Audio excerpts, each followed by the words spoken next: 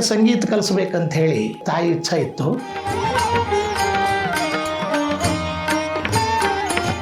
ಎಲ್ಲ ಜನರು ಹೇಳೋರು ನಮ್ಮ ತಂದೆಗೆ, ಚಲೋ ಹಾಡ್ತಾನೆ, ಅವ್ನ ಧ್ವನಿ ಚಲೋ ಐತಿ, ಎಲ್ಲರೂ ಸಂಗೀತ ಕಲಿಸ್ರಿ ಅಂತೇಳಿ.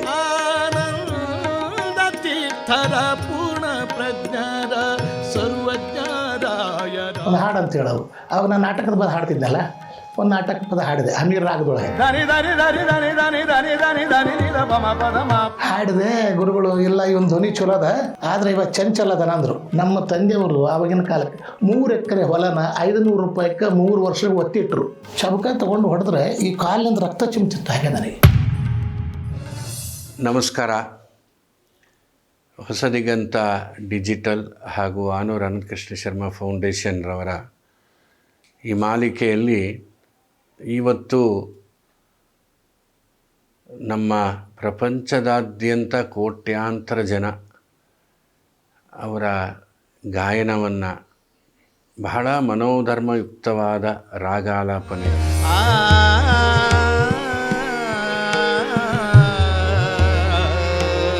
ಲಯಬದ್ಧವಾದ ದಾಸರ ಪದಗಳು, ತೊರೆದು ಜೀವಿಸಬಹುದೇ ಹರಿ ನಿನ್ನ ಚರಣಗಳ, ಕೇಳಿ ಎಷ್ಟು ಜನ ಯಾವ ಥರ ಸಂತೋಷ ಪಟ್ಟಿದ್ದೀವಿ ಅಂತ ಗೊತ್ತಿಲ್ಲ. ನಿಸದಿನ ತುವರು ಧ್ಯಾನದ ರತ್ನ ಆನ ಮಿಲಾದ ಸಾಲಿದ, ಆನ ಮಿಲಾದ ಸಾಲಿದ ಸುಂದರ ಸುರಜನ.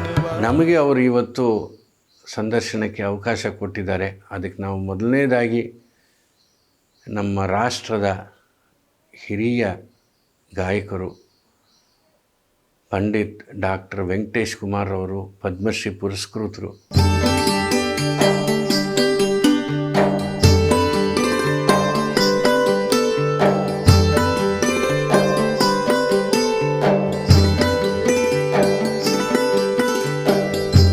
ಅವರನ್ನು ಸಂದರ್ಶನ ಮಾಡೋಕ್ಕೆ, ಅವರ ಸುದೀರ್ಘವಾದ ಸಂಗೀತ ಪಯಣದ ಅನುಭವಗಳು, ಅವರ ಗಾಯನ, ಸಂಗೀತದ ಬಗ್ಗೆ ಅವರಿಗಿರುವ ಒಂದು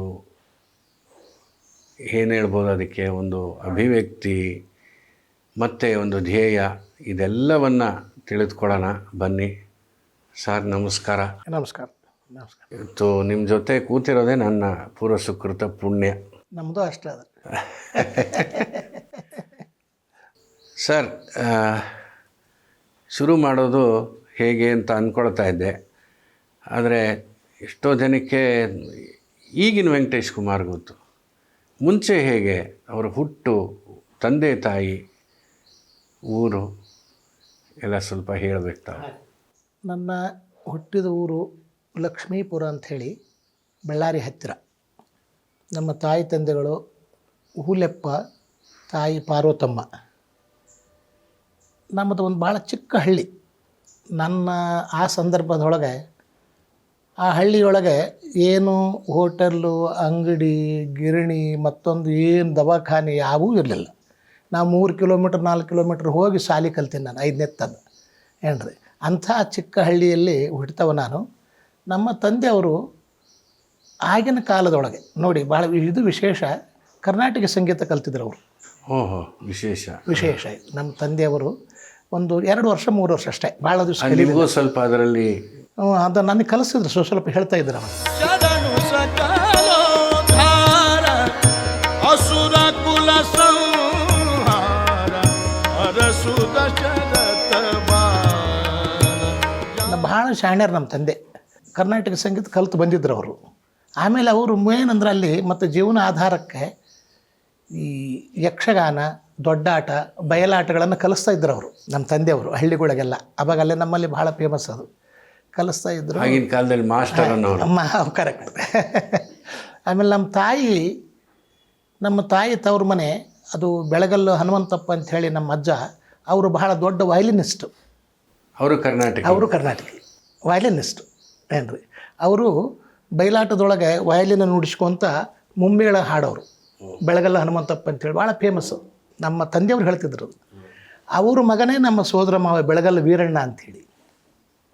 ಅವರು ದೊಡ್ಡ ಆರ್ಟಿಸ್ಟ್, ಡ್ರಾಮಾ ಆರ್ಟಿಸ್ಟು ಆಗಿನ ಕಾಲಕ್ಕೆ ಸರ್. ಭಾಳ ದೊಡ್ಡ ಆರ್ಟಿಸ್ಟು. ಆಗಿನ ಕಾಲ ಡ್ರಾಮಾ ಆರ್ಟಿಸ್ಟ್ ಅಂದರೆ ಹಾಡಲೇಬೇಕು, ಹಾಡು ಬೇಕು, ಹಾಡು ಭಾಳ ಮುಖ್ಯ. ಆಮೇಲೆ ಹಾರ್ಮೋನಿಯಂ ನುಡಿಸ್ಬೇಕು, ಹಾಡ್ತಾ ಇರಬೇಕು. ಸಂಗೀತದ ಒಂದು ತಕ್ಕ ಮಟ್ಟ ಜ್ಞಾನ ಬೇಕೇ ಬೇಕು. ಬೇಕಾ ಬೇಕು.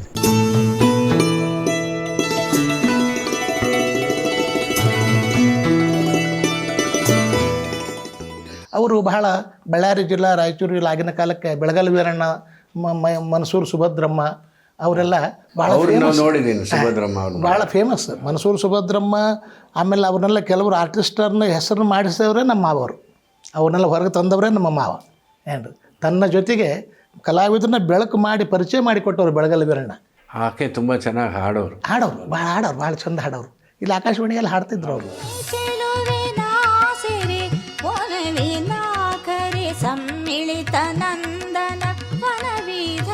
ಅವರು ನಮ್ಮ ತಾಯಿಯ ತಮ್ಮ ಬೆಳಗಲ್ ವೀರಣ್ಣ. ನನಗೆ ಸಂಗೀತ ಕಲಿಸ್ಬೇಕಂತ ಹೇಳಿ ನಮ್ಮ ತಂದೆಯವ್ರ ಇಚ್ಛೆ ಇತ್ತು, ತಾಯಿ ಇಚ್ಛೆ ಇತ್ತು. ಅವಾಗ ಏನು ಮಾಡಬೇಕು, ಎಲ್ಲಿ ಕಲಿಸ್ಬೇಕು, ಬಡತನ, ಕಲಿಸ್ಲಿಕ್ಕೆ ದುಡ್ಡು ಕೊಟ್ಟು ಕಲೀಲಿಕ್ಕೆ ಆಗಿನ ಕಾಲಕ್ಕೆ ಆಗ್ತಿರ್ಲಿಲ್ಲ. ಅಲ್ಲಿ ಬಳ್ಳಾರಿಯೊಳಗೊಬ್ಬ ಲೋಕಾಭಿರಾಮ್ ಅಂತಿದ್ರು, ತಬಲಾ ನುಡಿಸೋರು. ಅವ್ರು ನಾಟ್ಯ ಕಲಿಸ್ತಿದ್ರು, ನೃತ್ಯ. ಅವ್ರ ಕಡೆ ಹೋದ್ವಿ, ನಮ್ಮ ತಂದೆ ಕರ್ಕೊಂಡು ಹೋದ್ರು ನನಗೆ. ಅವ್ರು ಹೇಳಿಲ್ಲ, ನನ್ನ ಗಾಯನ ಕಲಿಸೋಕೆ ಬರೋದಿಲ್ಲ ನನಗೆ, ನಾನು ನೃತ್ಯ ಕಲಿಸ್ತೀನಿ, ತಬಲಾ ಕಲಿಸ್ತೀನಿ ಅಂತ. ಮತ್ತು ಹೊಳ್ಳಿ ಬಂದು ವಾಪಸ್ಸು. ಆಮೇಲೆ ನಮ್ಮ ತಾಯಿ ಹೇಳಿದರು ನಮ್ಮ ಮಾವಗೆ, ನೋಡಪ್ಪ ಇವಂಗೆ ಹೆಂಗಾರು ಮಾಡು, ಎಲ್ಲರೂ ಸಂಗೀತ ಕಲಿಸ್ಬೇಕು ಅವಂಗೆ. ಯಾಕಂದ್ರೆ ಎಲ್ಲ ಜನರು ಹೇಳೋರು ನಮ್ಮ ತಂದೆಗೆ, ಚಲೋ ಹಾಡ್ತಾನೆ, ಅವ್ನು ಧ್ವನಿ ಚಲೋ ಐತಿ, ಎಲ್ಲರೂ ಸಂಗೀತ ಕಲಿಸ್ರಿ ಅಂತೇಳಿ. ಅದೊಂದು ಅವ್ರಿಗೆ ನಿತ್ಯ ಬಂದು ಹಿಂಗೆ ಯಾರು ಹೇಳೋರು. ಅದಕ್ಕೆ ನಮ್ಮ ತಾಯಿ ನಮ್ಮ ಮಾವಿಗೆ ಹೇಳಿದರು. ಅವ್ರು ನಮ್ಮ ಮಾವ ಹುಡುಕಿದ. ಆ ವೇಳೆಗೆ ಅಲ್ಲಿ ಆಶ್ರಮದೊಳಗೆ, ವೀರೇಶ್ವರ ಪುಣ್ಯಾಶ್ರಮದೊಳಗೆ ಸಂಗೀತ ಕಲಿತು ಬಂದವರಿದ್ದರು ಒಂದಿಬ್ಬರು. ನಮ್ಮ ಮಾವವ್ರಿಗೆ ಪರಿಚಯ ಅವರು, ನಾಗನಗೌಡ ಮರಿಸ್ವಾಮಿ ಅಂತೇಳಿ. ಅವರು ಆಗಿನ ಕಾಲಕ್ಕೆ ದೊಡ್ಡ ಫೇಮಸ್ ನಾಟಕ ಮಾಸ್ತರ್ಗಳು ಏನ್ರಿ. ಅವ್ರಿಗೆ ಪರಿಚಯ ಮಾಡಿಕೊಂಡು ಅವರ ಸಂಪರ್ಕದಿಂದ ನನ್ನನ್ನು ಅಲ್ಲಿಂದ ಸೀದಾ ಗವಾಯಿಗಳ ಆಶ್ರಮಕ್ಕೆ ಕರ್ಕೊಂಬಂದರು, ವೀರೇಶ್ವರ ಪುಣ್ಯಾಶ್ರಮಕ್ಕೆ. ಇದು 1967ನೇ ಇಸ್ವಿ. ಪುಟ್ಟರಾಜ ಗವಾಯಿ. ಆವಾಗ ಶ್ರಾವಣ ಮಾಸ, ಅದು ಬಹಳ ವಿಶೇಷ. ಶ್ರಾವಣ ನೋಡಿ, ಇವಾಗಲೂ ಶ್ರಾವಣ ಮಾಸ. ಶ್ರಾವಣ ಗುರುಗಳು ಅವ್ರು ನಮ್ಮ ಮಾವ, ನಮ್ಮ ತಾಯಿ ತಂದೆ, ನಮ್ಮ ಸೋದರ ಮಾವ, ಆಮೇಲೆ ಆ ನಾಗನಗೌಡ ಮರಿಸ್ವಾಮಿ, ಇಷ್ಟು 5 ಮಂದಿ. ಅದು ನಾವು ಎಲ್ಲ ಮೊದಲೇ ಹೇಳಿದ್ರು ಅವ್ರಿಗೆ ಏನೇನು ಅಲ್ಲಿ ನೇಮಗಳು ಏನು ಅವೆಲ್ಲ. ಆವಾಗ ಆಮೇಲೆ ನನ್ನ ಜೊತೆಗೆ ನನ್ನ ಚಿಗವನ ಮಗ ಒಬ್ಬ ಇದ್ದ, ಸೋಮಲಾಪುರ ವಿರೂಪಾಕ್ಷ ಅಂಥೇಳಿ. ಅವರು ತಾಯಿ ತಂದೆಗಳು ಯಾರೂ ಇರಲಿಲ್ಲ, ಅವ್ರಿಗೆ ನಮ್ಮ ಮನೆಯೊಳಗೆ ಇದ್ದ. ಇಲ್ಲ ಇವನಿಗೂ ಕರ್ಕೊಂಡು ಹೋಗ್ಬಿಡ್ರಿ, ಅವನು ಸೇರಿಸಿಬಿಡ್ರಿ ನಮ್ಮ ತಾಯಿ. ಹಂಗಾಗಿ ಅವನು ಕರ್ಕೊಂಡು ಇಬ್ಬರೂ ನಮ್ಮ ಕರ್ಕೊಂಡು ಆಶ್ರಮಕ್ಕೆ ಬಂದರು. ಗುರುವರನೇ ಜಗವನೇ ಕಾಯೈ ಗುರುವರನೇ, ನ್ಯಾಯ ಮಾರ್ಗವ ತೋರಿ ಬಿಡದೆ. ಗುರುಗಳು ಹತ್ತು ಶ್ರಾವಣ ಮಾಸ ಸಂಜೆ ಮುಂದೆ ದರ್ಶನಕ್ಕೆ ಅಜ್ಜವರು ಸೀದಾ ಅವರು ಪಂಚಾಕ್ಷರ ಗವಾಯಿಗಳ ಗದ್ದಿಗೆ ದರ್ಶನಕ್ಕೆ ಹೊರಟಿದ್ರು. ಅವರು 2 ಹೊತ್ತು ದರ್ಶನ ಮಾಡೋರು ಲೋಕಲ್ಲಿದ್ದರೆ. ಸಾಯಂಕಾಲ ಅವ್ರು ದರ್ಶನಕ್ಕೆ ಹೋಗಿದ್ರು ಅವರು. ಅಲ್ಲೇ ಹೋದ್ವಿ ನಾವು, ಅಲ್ಲೇ ಬಂದುಬಿಡ್ರಿ ಅಂತ ಕರ್ಕೊಂಡು ಹೋದರು.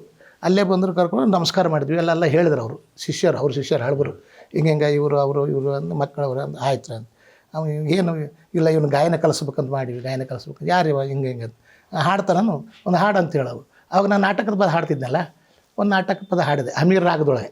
ಅದನ್ನು ನೆನಪು ಮಾಡ್ಕೊಂಡು ನೆನಪು ಆಗೋಲ್ದ್ರಿ. ಅದು ನನಗೆ ಭಾಳ ಕೆಲವು ಎಲ್ಲವರಿಗೆ ನೆನಪಿತ್ತು, ಈಗ ನೆನಪು ಹೋಗಿಬಿಟ್ಟದ್ದು. ಅದು ಹಾಡಿದೆ ಹಮೀರ್ ರಾಗ, ಸೇಮ್ ಅಗದಿ ಬಂದಿಸಿದ್ದಂಗೆ ಅದು. ಆವಾಗಿನ ಕಾಲಕ್ಕೆ ಶಾಸ್ತ್ರೀಯ ಸಂಗೀತ ಹಾಡಿದೆ. ಗುರುಗಳು ಇಲ್ಲ ಇವನ್ ಧ್ವನಿ ಚಲೋ ಅದ, ಆದರೆ ಇವಾಗ ಚಂಚಲ ಅದ ಅಂದರು. ಒಂದೇ ಸಾರಿ ನೋಡಿ ಆಗಿಂದ ಆನ್ ದ ಸ್ಪಾಟ್ ಧ್ವನಿ ಚಲೋ ಅದ, ಒಂದು ಚಂಚಲ ಅದ ನೀವ ಅಂದರು. ಆಯ್ತು ಬುದ್ಧಿ ಇವನಿಗೆ ಮತ್ತೆ ಹೆಂಗೆ ಇವನು ಅದನ ಮತ್ತು ಅವ್ರು ಚಿಗವನ ಮಗ ಇಬ್ಬರು ಅದಾರ ಅಂದ. ಆಯಿತು ಅಡ್ಡಿ ಇಲ್ಲ ಬಿಡ್ರಿ. ಆಮೇಲೆ ಇವರಿಗೆ ನಮ್ಮ ಆಶ್ರಮದ ನೇಮ್ ಏನಪ್ಪ, 101 ರೂಪಾಯಿ ಒಬ್ಬೊಬ್ಬರಿಗೆ ಕೊಡಬೇಕು. ಆಮೇಲೆ ಅವ್ರು ಏನು ಕಲಿತಾರೆ ಆ ವಾದ್ಯವನ್ನು ತಾವು ತರಬೇಕು. ಆಮೇಲೆ ಅವರ ಇವು ಉಡುಗೆ ತೊಡುಗೆ, ಆಮೇಲೆ ಅವರು ಊಟ ಮಾಡಲಿಕ್ಕೆ ಏನದು ತಾಳು ತಾಟ ತಂಬಿಗೆ ಅವನ್ನೆಲ್ಲ ಇಟ್ಕೊಳ್ಳೋಕೆ ಟ್ರಂಕು, ಇವನ್ನೆಲ್ಲ ನಾವೇ ಸ್ವತಃ ಮಾಡ್ಕೊಂಬರ್ಬೇಕು. ಅದನ್ನೆಲ್ಲ ಅವಾಗ ಆಯಿತು ಆಗ ಮಾಡ್ಕೊಂಬರ್ತೀವಿ ಅಂತ ಹೇಳಿ ಊರಿಗೆ ಹೋಗಿ ನಮ್ಮ ತಂದೆಯವರು ಆವಾಗಿನ ಕಾಲಕ್ಕೆ 3 ಎಕರೆ ಹೊಲನ 500 ರೂಪಾಯಿಗೆ 3 ವರ್ಷಕ್ಕೆ ಒತ್ತಿಟ್ರು. ದುಡ್ಡಿರಲಿಲ್ಲಲ್ಲ, ಹಾಗೆ ಮಾಡೋದು. ಮತ್ತು ಹಾಗೆ ಮಾಡೋದು ಆವಾಗಿನ ಕಾಲಕ್ಕೆ.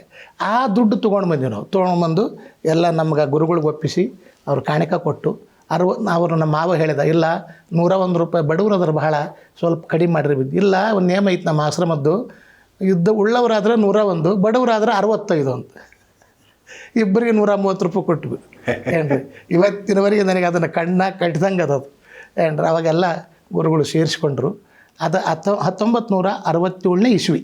ನಾನು ನಿಮ್ಮ ವಯಸ್ಸು ಒಂದು ನನಗೆ 13 ವರ್ಷ. ಅಂದರೆ ನಿಮಗೆ ಸಂಗೀತ ನಿಮ್ಮ ಮೊದಲಿಂದನೇ ಬರ್ತಾ ಇತ್ತು, ಒಂದು ಶಿಸ್ತಿನ ಪಾಠ ಶುರುವಾಗಿದ್ದು ಅಲ್ಲಿ, ಅಂದ್ರೆ ಶಾಸ್ತ್ರೋಕ್ತವಾಗಿ ನನಗೆ ಗೊತ್ತಿರಲಿಲ್ಲ. ಹೌದು ಹೌದು ಹೌದು. ಏನೇ ಹಾಡ್ತಿದ್ರಿ ಬಟ್ ಶಾಸ್ತ್ರ ಗೊತ್ತಿರಲಿಲ್ಲ. ಹೌದು, ಅಲ್ಲಿಂದ ಶುರುವಾಯಿತು. ಹೌದು. ಹೇಗಿತ್ತು ನಿಮ್ಮ ಕಲಿಕೆ, ಸಾಧನೆ, ಗುರುಗಳ ನಿಮ್ಮ ಸಂಬಂಧ? ಅಲ್ಲಿ ಮುಂಚೆ ಆಶ್ರಮಕ್ಕೆ ಹೋದ್ಕೊಳ್ಳಿ ಒಮ್ಮೆಲೆ ಗುರುಗಳು ಹೇಳೋದಿಲ್ಲ ರೀ. ಅಲ್ಲೇನದ ಆಶ್ರಮದ ನಿಯಮ, ಮೊದಲಿಗೆ ಅಲ್ಲಿ ಯಾರು ಸೀನಿಯರ್ ಇರ್ತಾರೆ ಅವ್ರ ಕಡೆ ಕಲಿಸ್ತಾರೆ ಗುರುಗಳು ಮಕ್ಕಳನ್ನ. ಆಮೇಲೆ ನಾನು ಒಂದು 3-4 ವರ್ಷ ಹೊರಗಡೆ ಬೇರೆ ಬೇರೆ ಅಲ್ಲೇ ಕಲ್ತವ್ರ ಹತ್ರ ಸೀನಿಯರ್ ಹತ್ರ ಅಭ್ಯಾಸ ಮಾಡಿಸಿದರು. ಆಮೇಲೆ ಒಂದಿನ ಅವ್ರ ಹೆಸರು ಹೇಳೋದು ಬೇಡ, ಅವ್ರೇನು ಮಾಡಿದರು, ನನಗೆ ನಮ್ಮ ಗುರುಗಳು ರೂಮದಲ್ಲಿ ಪಕ್ಕದಲ್ಲೇ ನಮ್ಮ ಅವರು ಅಧ್ಯಾಪಕರವರು ಆಶ್ರಮಕ್ಕೆ, ಇಡೀ ಆಶ್ರಮಕ್ಕೆ ಅಧ್ಯಾಪಕರು. ಅವ್ರು ನನ್ನ ಬಹಳ ಹೊಡೆದು ಬಿಟ್ಟರು. ಶಬಕ ತೊಗೊಂಡು, ಅವಾಗ ಭಯಂಕರ ಸ್ಟ್ರಿಕ್ಟ್ ಇತ್ತು ಅಲ್ಲೆಲ್ಲ. ಶಬಕ ತೊಗೊಂಡು ಹೊಡೆದ್ರೆ ಈ ಕಾಲಿನಿಂದ ರಕ್ತ ಚಿಮ್ತಿತ್ತು ಹಾಗೆ ನನಗೆ. ಆವಾಗ ನಾನು ದೊಡ್ಡ ಧ್ವನಿ ಮಾಡಿ ಅಳವ. ಅದು ಕೂಡಲೇ ನಮ್ಮ ಗುರುಗಳು ಬಾಜುಕ ರೂಮ್ ಇತ್ತು. ಯಾರವ ಅಳವಲ್ಲಿ, ಯಾರು ಇದು ಮಾಡೋದು, ಗದ್ಲೆ ಅದು ಯಾರ್ದು ಅಂತಂದರು. ಒಬ್ಬ ಹುಡುಗ ಹೋಗಿ ಹೇಳಿಬಿಟ್ಟವ, ಹಿಂಗೆ ಅವ್ರು ಹಿಂಗೆ ಮಾಡ್ಲಿಕ್ಕತ್ತಾರ, ಹೊಡ್ಯಾಕತ್ತಾರ ಅವರು. ಅಂದ್ರೆ ಅಧ್ಯಾಪಕರು ಹೊಡೆಯೋರವ್ರ ಪದ್ಧತಿ ಅದು. ಅದು ಏನೋ ತಪ್ಪಾದ್ರೆ ಸರಿಯಾಗಿ ಹಾಡಲಿಲ್ಲ ಅಂದರೆ ಹಿಂಗೆ ಏನೋ ಅವ್ರ ತಲೆಗೆ ಏನೋ ಇರ್ತಾವೆ, ಏನೋ ಆಗೋ ಹೊಡೆಯವು. ಆಮೇಲೆ ಹಿಂಗೆ ಅಂದ ಕೂಡಲೇ ನಮ್ಮ ಗುರುಗಳು ಕರಿ ಅವನ ಅಧ್ಯಾಪಕನಂದರು. ನಾನು ಆಗ ಅದೆಲ್ಲ ನೆನಪು ಇವತ್ತಿನವ್ರಿಗೆ ಹಂಗಾದ. ಅವನ ಅಧ್ಯಾಪಕನ ಕರಿ ಅಂದರು. ಕರೆದ್ರು, ಬಾ ಇಲ್ಲಿ ಅಂದರು. ನಾವು ಹುಡುಗರನ್ನ ಹೊಡೆಯೋದಿಲ್ಲ, ನೀ ಹೆಂಗೆ ಹೊಡಿತೀವ ಅಂದರು. ನಾವು ಮಕ್ಕಳನ್ನ ಹೊಡೆಯೋದಿಲ್ಲ, ನೀ ಯಾಕೆ ಹೊಡಿತಿ? ಬೇಡ, ಹಂಗಾರೆ ನೀನು ಅವನಿಗೆ ಪಾಠ ಹೇಳಬೇಡ, ನಾಳೆಯಿಂದ ನನ್ನ ಕಡೆ ಕಳಿಸಿಬಿಡ ಅಂದರು. ಆವತ್ತು ಶುರುವಾತು. ಮಾರನೇ ದಿನ ನನ್ನ ಕಡೆ, ಆ ಗುರುಗಳ ಕಡೆ ಹೋದೆ ನಾನು. ಆವತ್ತಿನಿಂದ ಗುರುಗಳು ಶುರು ಮಾಡಿದ್ರು ಪಾಠನ. ಇದು ಒಂದು ತಿರುವು. ನಿಮ್ಮನ್ನ ಗುರುಗಳು ಏನು ಕರೀತಾ ಇದ್ರು? ವೆಂಕಟೇಶ ಅನ್ನೋರ? ವೆಂಕಟೇಶಿ ಅಂತಿದ್ರು. ಹೌದು, ವೆಂಕಟೇಶಿ. ಅವರ ಪಾಠದ ಕ್ರಮ ಹೇಗಿತ್ತು ಸರ್? ಬೆಳಗ್ಗೆ ಮುಂಜಾನೆ 4 ಗಂಟೆಗೆ ಎಬ್ಸರ್ರಿ ಅವರು. ನಮ್ಗಿಂತ ಮುಂಚೆ ಎದ್ದು ಕುಂತು ಬಿಡೋರು ಅವರು ಗುರುಗಳು. 4 ಗಂಟೆಗೆ ಎದ್ದು ಅವರು ಅನುಷ್ಠಾನ, ಅವರು ಪಠಣ ಮಾಡ್ಕೊಳ್ಳೋರು ಕುಂತ. ಯಾರು ನಾವೆಲ್ಲ ಅಲ್ಲ ಮರುಗುತ್ತಿದ್ದೀವಿ, ಸಣ್ಣ ಹುಡ್ರಲ್ಲ, ಕೂತು ಆಮೇಲೆ ಪಠಣ ಮಾಡಿ ಎಲ್ಲ. ಆಮೇಲೆ ತಾವು ವಾದ್ಯ, ಸಾರಂಗಿ ಅಥವಾ ವೀಣಾ ಎರಡೂ ಅವು ತಮ್ಮ ತೊಗೊಂಡು ಕೂಡೋರು ಮೊದಲು. ಎಬ್ಸವ್ರನ್ನಲ್ಲಿ ಯಾರು ಬಂದಿಲ್ಲ ಅಲ್ಲಿ ಎಲ್ಲ ಪಾಠಕ್ಕೆ ಅಂತೇಳಿ ಎಲ್ಲ ಎಬ್ಸ್ಕೊಂಡು ನಮ್ಮನ್ನ ಬೇರೆ ಅವರು ಸೇವಕೊಬ್ರು ಇರ್ತಾರಲ್ಲ ಅವ್ರು ಬಂದು ಎಬ್ಸೋರು ನಮ್ಮನ್ನು. 4 ಗಂಟೆಗೆ ಹೋಗಿ ಕರೆಕ್ಟ್ 4 ಗಂಟೆಗೆ ಪಾಠ ಶುರು.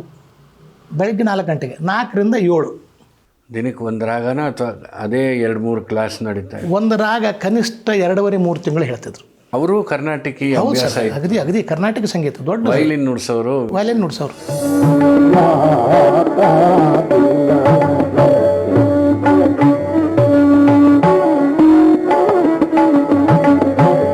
ನನಗೆ ಒಂದು ಅವಕಾಶ ಬಂದಿತ್ತು ಅವ್ರ ಜೊತೆ ಮೃದಂಗ ನುಡಿಸ್ಲಿಕ್ಕೆ. ಅವತ್ತು ನನಗೆ ಏನೂ ಆಗಲಿಲ್ಲ, ರೆಕಾರ್ಡಿಂಗು. ಅದು ಯಾವಾಗಲೂ ಅಂದ್ಕೊಳ್ತೀನಿ, ಅಯ್ಯೋ ಮಿಸ್ ಆಗೋಯ್ತು ಅಂತ. ಒಂದು ಮಾತು ಹೇಳ್ಬೇಕಂದ್ರೆ, ಕರ್ನಾಟಕ ಸಂಗೀತ ಮೇಲೆ ಬಹಳ ಪ್ರೇಮ ಇದ್ದರು ನಮ್ಮ ಗುರುಗಳು, ಬಹಳ ಪ್ರೇಮ ಇದ್ದರು. ಏನು ಕರ್ನಾಟಕ ಸಂಗೀತ ತಮ್ಮ ಅದರಲ್ಲಿ ನನಗೆ ಭಾಳ ಸೇರ್ತದೆ ನೋಡಪ್ಪ ಅಂತಿದ್ರು.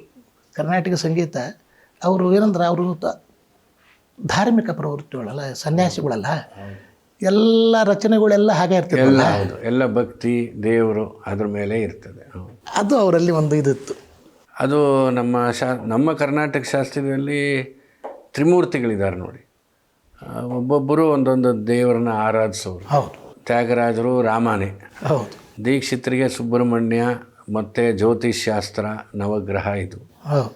ಶ್ಯಾಮಶಾಸ್ತ್ರಿಗಳಿಗೆ ದೇವಿ ಅಂಥ ಮಾತು. ಆಮೇಲೆ ಎಲ್ಲರೂ ಒಬ್ಬೊಬ್ಬರಾಗಿ ಅದು ಇದ್ದೇ ಇತ್ತು. ಬರೋಬ್ಬರಿ. ಗುರು ಚರಣ ಶೀಶಧರ ತಪ ತತ ಬಿತಪ ಮಹಾದೇವಗ. ನಿಮ್ಮ ಸಾಧನೆ ಹೇಗಿರೋದು? ಅವ್ರ ಪಾಠ ಆಯಿತು, ನೀವು ಪಾಠ ಆದಮೇಲೆ ನೀವು ಸಾಧನೆ ಹೇಗೆ ಮಾಡ್ತಾ ಇದ್ರಿ? ಅದರ ಗುರುಗಳು 3 ತಾಸು ಪಾಠ ಹೇಳ್ತಿದ್ರಿ.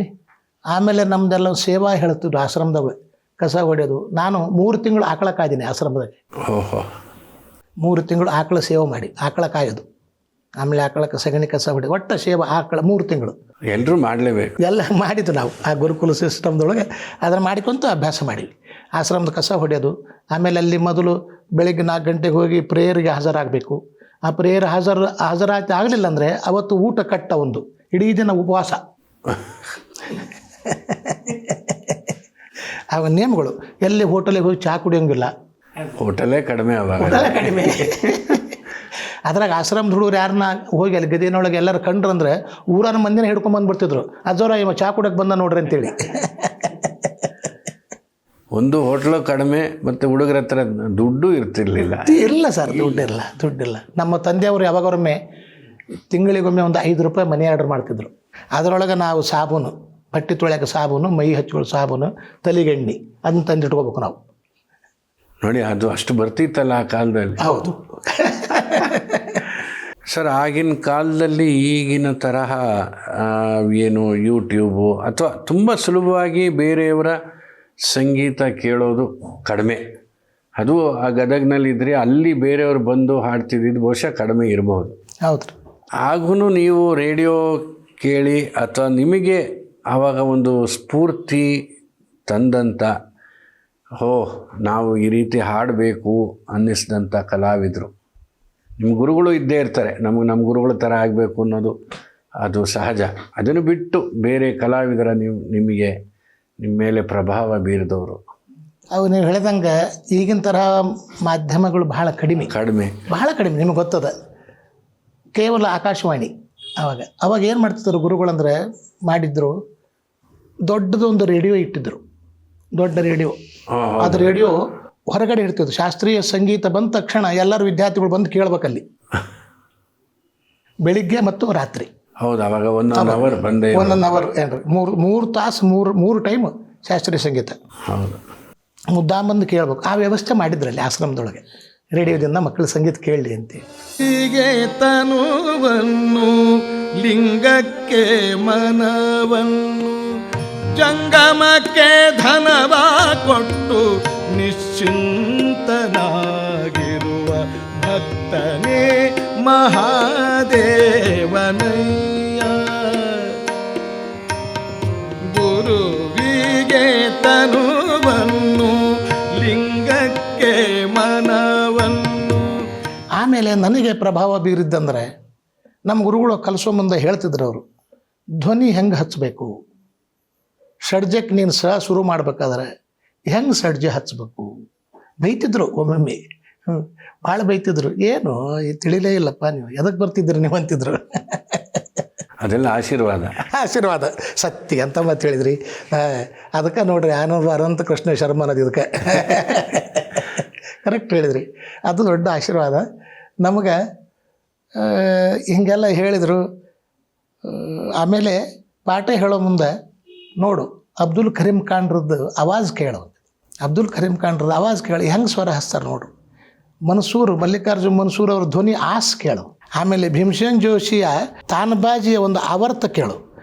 ಏಕ್ತಾಲದೊಳಗೆ ನಿಮಗೆ ಹೇಳ್ತೀನಿ, ಪಂಡಿತ್ ಭೀಮಸೇನ್ ಜೋಶಿ ಅವ್ರದ್ದು ವಿಲಂಬಿತ ಏಕ್ತಾಲ್ ತಮಗೆ ಗೊತ್ತದೆ. ವಿಲಂಬಿತ ಏಕ್ತಾಲ್, ಸಮ್ ಟು ಸಮ್ ತಾನ್ಬಾಜಿ, ಧೃತ್ಯಂತ ತಾಳದೊಳಗೆ ಬೇಕಾದಷ್ಟು ಮಾಡ್ತಾರೆ ಎಲ್ಲರೂ.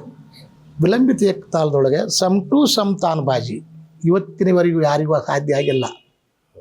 ಇವನ್ನೆಲ್ಲ ನಮಗೆ ಉದಾಹರಣೆ ಕೊಡ್ತಿದ್ದರು ಗುರುಗಳು.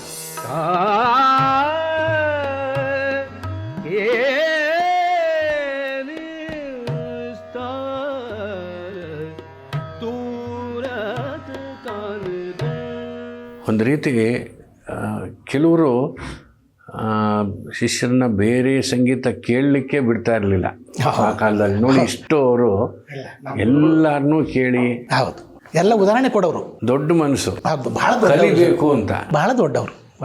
ನೋಡ್ರಿ, ಅವ್ರನ್ನ ನೋಡ್ರಿ ಹೆಂಗೆ ಹಾಡ್ತಾರೆ ಕೇಳ್ರಿ, ಅವ್ರ ಧ್ವನಿ ನೋಡ್ರಿ, ಅವ್ರು ಹಾಡುವ ಪದ್ಧತಿ ನೋಡ್ರಿ, ಅವ್ರ ನಿಯಮಗಳು ನೋಡ್ರಿ, ಇದನ್ನು ಹೇಳೋರು. ಆ ನಂತರದಲ್ಲಿ ನೀವೆಲ್ಲೋ ಕೆಲಸ ಮಾಡ್ತಿದ್ರಿ ಅಲ್ವಾ, ಕರ್ನಾಟಕ ಯೂನಿವರ್ಸಿಟಿನ? ಮೊದಲು ನನಗೆ ಆಶ್ರಮದ ಸಂಗೀತ ಅಭ್ಯಾಸ ಮಾಡಿದ ಮೇಲೆ ಅಲ್ಲೇ ಆಶೀರ್ವಾದ ತೊಗೊಂಡು ಹೊರಗೆ ಬಿಡಬೇಕು.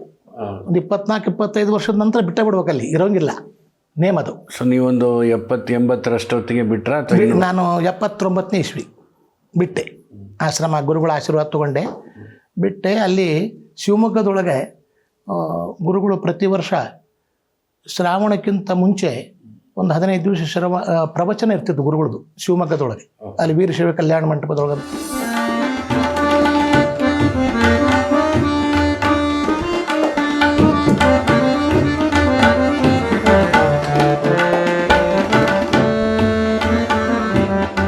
ಅದು ಲಾಸ್ಟ್ ಅಲ್ಲಿ ಅವರು ಕೂಡ ಹೋದಿವಿ, ನಾವು ಗುರುಗಳು ಕೂಡ ಇದ್ದೆ. ನಾನು ಅಲ್ಲಿ ಪುರಾಣ ಓದೋರು ಬೇಕಾಗಿತ್ತು. ಓದೋರು ಒಬ್ಬರು, ಗುರುಗಳು ಅದನ್ನು ಪ್ರವಚನ ಮಾಡೋರು. ಓದೋರು ಒಬ್ಬರು ಬೇಕು. ಇಲ್ಲಿ ಓದೋರು ಆಗಿನ ಕಾಲಕ್ಕೆ ಏನಿದ್ದು ವ್ಯಾಸಪೀಠದೊಳಗೆ ಜಂಗಮ ಮೂರ್ತಿಗಳು ಕೂಡಬೇಕಂತ ಇತ್ತು ಅವಾಗ. ಅದು ನೇಮ ಏನೋ ಆ ಮೊದಲಿಂದ ಕಾಯ್ಕೊಂಡು ಬಂದಿದ್ದದು. ಅಲ್ಲಿ ಎಲ್ಲ ಹುಡುಗರು ನೋಡಿದರು, ಜಂಗಮ ಹುಡುಗರು ಒಬ್ಬರೂ ಇರಲಿಲ್ಲ. ಅವೆಲ್ಲ ಹುಡುಕಿದ್ರು, ಎಲ್ಲರೂ ಯಾರೂ ಸಿಗಲಿಲ್ಲ. ನಮ್ಮ ಫ್ರೆಂಡ್ ಒಬ್ಬರಿದ್ದು ಕುಮಾರದಾಸ್ ಅಂತ ಕೇಳಿರಿ ನೀವು, ಡಿ ಕುಮಾರದಾಸ್, ಅವರು ನಾವು ಕೂಡ ಕಲ್ತೀವಿ. ಅವರು ನಾವು ಅವೆಲ್ಲ ಗುರುಗಳ ಹತ್ರ ಇದ್ವಿ. ಅವಾಗ ಯಾರ್ಯಾರು ಅದ್ರ ಇಲ್ಲಿ ಅಂತ ಕೇಳಿದ್ರು ಅಜ್ಜವರು. ಕುಮಾರದಾಸ್ ಅದನ್ರಿ, ವೆಂಕಟೇಶ್ ಕುಮಾರ್ ಅದರ, 500 ಹುಡುಗರು ಯಾರೂ ಸಿಗಲಿಲ್ಲ ಅಲ್ಲಿ. ಅವಾಗ ಏನು ಮಾಡೋಕ್ಕಾಯ್ತು, ಅವ್ರಿಗೆ ನಮ್ಮ ಥರ ದಿಗುಲು ಹತ್ತು. ಪುರಾಣ ಸಾಯಂಕಾಲ ಕಾರ್ಯಕ್ರಮ, ಪುರಾಣ ಪ್ರವಚನ. ಆವಾಗ ಕುಮಾರನ ಕರಿ ಅಂದರು. ಬಂದ ಕುಮಾರ್, ಸ್ವಲ್ಪ ಪುರಾಣ ಓದವನು ಕೊಡ ಅಂತ. ಪುರಾಣ ಓದಿದ್ದೆ. ಓದಿದ ಕೂಡಲೇ ಆಯ್ತು ಅಂದು. ಮತ್ತೆ ಯಾರದರಲ್ಲಿ ವೆಂಕಟೇಶ್ ಅದನ್ರಿ, ಕರಿ ಅವನು ಕರಿ, ನೀವು ಓದೋಂದ್ರು. ನನಗೆ ಓದಿಸಿದ್ರು. ನೀನು ಓದೋ ಅಂದರು. ನನ್ನ ಕಡೆ ಓದಿಸಿದ್ರೆ ಆಮೇಲೆ 2 ನಿಮಿಷ ಸುಮ್ಮನಿದ್ದು, ನೀನು ಓದಪ್ಪ. ಫಸ್ಟ್ ಟೈಮ್ ಅದು ಗುರುಗಳ ಕಡೆ. ಇವರಾಜ್ಞೆಯಂತೆ ನಡೆವ ಜನಗಳೇ ಮಹಾಗಣಗಳು. ಇವರ ಸಂಸಾರ ಸುಖವೇ ಶಿವ ಸುಖ ನೋಡ. ವ್ಯಾಸಪೀಠದ ಮೇಲೆ ಕುಂತು ಪುರಾಣ ಓದ್ಯವ ನಾನು ಪ್ರಥಮ. ಗುರುಗಳು ಅಗದಿ ಏನೇನು ಅವ್ರದ್ದು ನಮಗೊಂದು ಏನೋ ಒಂದು ಅದು ಯೋಗ ಇನ್ನೇನೋ ಓದಂದ್ರು. 15 ದಿವಸ ಪುರಾಣ ಪ್ರವಚನ ಅವ್ರದ್ದು ಗುರುಗಳು. ನೀವೇ ಓದಿದ್ದು? ನಾನೇ ಓದಿದೆ ಪೂರ. ಆಮೇಲೆ ಅವ್ರ ಪ್ರವಚನ ನಾವು ಓದೋದು, ಒಂದೊಂದು ಅಧ್ಯಾಯನ ಒಂದೊಂದು ಓದೋದು ಅವರು ಹೇಳೋರು. ಅವಾಗ ಗುರುಗಳು ಮುಗಿದ ಮೇಲೆ ಸಾಯಂಕಾಲ ಹಿಂಗೆ ಸಾಯಂ ಕುಂತಾಗ, ವೆಂಕಟೇಶಿ ಪುರಾಣ ನೀನು ಓದ್ತಿ ಎಲ್ಲರೂ ತಿಳಿಯಂಗೆ ಓದ್ಬಿಡ್ತೀವಿ, ನಾನೇನು ಹೇಳ್ಬೇಕು ಮುಂದೆ ಹೇಳಿ ನಗವರು. ನೀನು ಪುರಾಣ ಎಲ್ಲರಿಗೂ ತಿಳಿಯಂಗೆ ಓದ್ಬಿಡ್ತಿಪ್ಪ, ಮುಂದೆ ಏನು ಹೇಳ್ಬೇಕು ಅಂತಿದ್ರು. ಅಂದ್ರೆ ಅಷ್ಟು ಜೀವ, ಅದು ಜೀವದ ಮಾತದು. ಅಂದ್ರೆ ನಾ ದೊಡ್ಡವಂತಲ್ಲ, ಪ್ರೀತಿ ಮಾತು. ಇಲ್ಲ ಅದು ಓದೋವಾಗಲಿ ಹಾಡೋವಾಗಲಿ ನಮ್ಮ ಪೂರ್ಣ ಒಂದು ಪ್ರಾಮಾಣಿಕತೆ ಇದ್ದರೆ ಅದು ಹಾಗೆ ಬರೋದು. ಎಂಥ ಮಾತು. ಸುಮ್ಮನೆ ಓದಿದ್ರೆ ಅದು ಪಟ್ಟಣ ಆಗ್ತದೆ ಅಷ್ಟೇ. ಅದು ಎಂಥ ಮಾತು. ಸೊ ಅಲ್ಲಿ ಪುರಾಣ ಓದಿದೆ. ಆಮೇಲೆ ನಮ್ಮ ಮನೆಯಿಂದ ನಮ್ಮ ತಂದೆಯವರು ಟೆಲಿಗ್ರಾಮ್ ಮಾಡಿದರು, ನಿನ್ನ ಮದುವೆ ಇಟ್ಕೊಂಡು ನೀನು ಬರಬೇಕು ಅಂತೇಳಿ. ಏನು ಹೇಳಲಿಲ್ಲ, ಮಾಡಲಿಲ್ಲ, ಏನು ಮಾಡಲಿಲ್ಲ, ನೋಡಲೂ ಇಲ್ಲ ಅವ್ರನ್ನ, ಇರಲಿಲ್ಲ. ಟೆಲಿಗ್ರಾಮ್ ಬಂತು, ಗುರುಗಳಿಗೆ ಹೇಳಿದೆ, ನೋಡ ಇಲ್ಲಿ ಪುರಾಣ ಓದಿಲ್ಲ, ಕಲ್ಯಾಣ ಆತ, ನಡಿ ಹೋಗಂದ್ರು. ಹಿಂಗೆ ಇದೇ ಭಾಷೆ, ಇದೇ ಸ್ಟೈಲ್. ಇಲ್ಲಿ ಪುರಾಣ ಓದಿದ್ದಿ, ಇನ್ನು ಕಲ್ಯಾಣ ಆತು, ಹೋಗು. ಮಾತೆಯೇ ಭಕ್ತಿಯ ಕರುಣಿಸು, ಮಾತೆಯೇ ಪಾರ್ವತಿಯೇ ದೇವಿಯೇ ಗಿರಿಜಯೇ ಕಲ್ಯಾಣಿಯೇ ಪಾರ್ವತಿಯೇ ದೇವಿಯೇ ಗಿರಿಜಯೇ. ಅಲ್ಲಿಂದ ಸೀದಾ ಹೋದೆ. ನಮ್ಮ ಮಾವ ಸೋದರ ಮಾವನ ಮಗಳೇ, ನನಗೇನು ಆಶ್ರಮಕ್ಕೆ ಬಿಟ್ಟಿದ್ರಲ್ಲ, ನಮ್ಮ ತಾಯಿ ತಮ್ಮ ಅವ್ರ ಮಗಳ ವೀರಣ್ಣವರು, ಅವ್ರ ಮಗಳ ಮದುವೆ ಆಯ್ತು. ಮದುವೆ ಆದ್ಮೇಲೆ ನಮ್ಮ ಜೀವನ ನಾವು ನೋಡ್ಕೋಬೇಕಲ್ಲ, ನಮ್ಮ ಕಾಲ ಮೇಲೆ. ಒಂದು 24-25 ವರ್ಷ. ನನಗೆ 25 ವರ್ಷ. ಹೌದು, ನನಗೆ 24 ಖರೆ 24 ವರ್ಷ ಮದುವೆ ಆಯಿತು. ಆಮೇಲೆ ಆಶ್ರಮ ಬಿಟ್ಟು ಹೋದ್ಮೇಲೆ, ಮದುವೆ ಆದಮೇಲೆ ಜೀವನ ಎಲ್ಲೆಲ್ಲಿ ಅಲ್ಲಿ ಹರಪನಹಳ್ಳಿ ಟ್ರೈನಿಂಗ್ ಕಾಲೇಜ್ ಅಂತಿತ್ತು, ಅಲ್ಲಿ ಸೇರಿದೆ, ಅಲ್ಲಿ ಜೀವನ ಮಾಡಿದ್ವಿ. ಆಮೇಲೆ ಉಡುಪಿ ಒಳಗೆ ಮುಕುಂದ ಕೃಪಾ ಉಡುಪಿ, ನಮ್ಮ ಮಾಧವ ಭಟ್ರು ಅಂತಿದ್ರು, ಹೌದು, ಅವರು ಸಂಗೀತ ಪ್ರಿನ್ಸಿಪಾಲ್ ಇದ್ದರು. ಅಲ್ಲಿ 1.5 ವರ್ಷ ಸೇವೆ ಮಾಡಿದೆ. ಆಮೇಲೆ ಅಲ್ಲಿಂದ ಸೀದಾ ಗದಿಗೆ ಬಂದೆ. ಅಲ್ಲಿ ವಿಜಯ ಕಲಾಮಂದಿರ ಅಂತ ಇದೆ ಇವತ್ತಿನವರೆಗೆ. ಅಲ್ಲಿ ಭಾಳ ದೊಡ್ಡದು, ಇಡೀ ಆರ್ಟ್ ಇನ್ಸ್ಟಿಟ್ಯೂಟ್ ಅದು, ಭಾಳ ದೊಡ್ಡ ಫೇಮಸ್ ರೀ. ಅಲ್ಲಿ ಸಂಗೀತ ಶಿಕ್ಷಕರು ಕಲಿಸ್ತಿದ್ರು.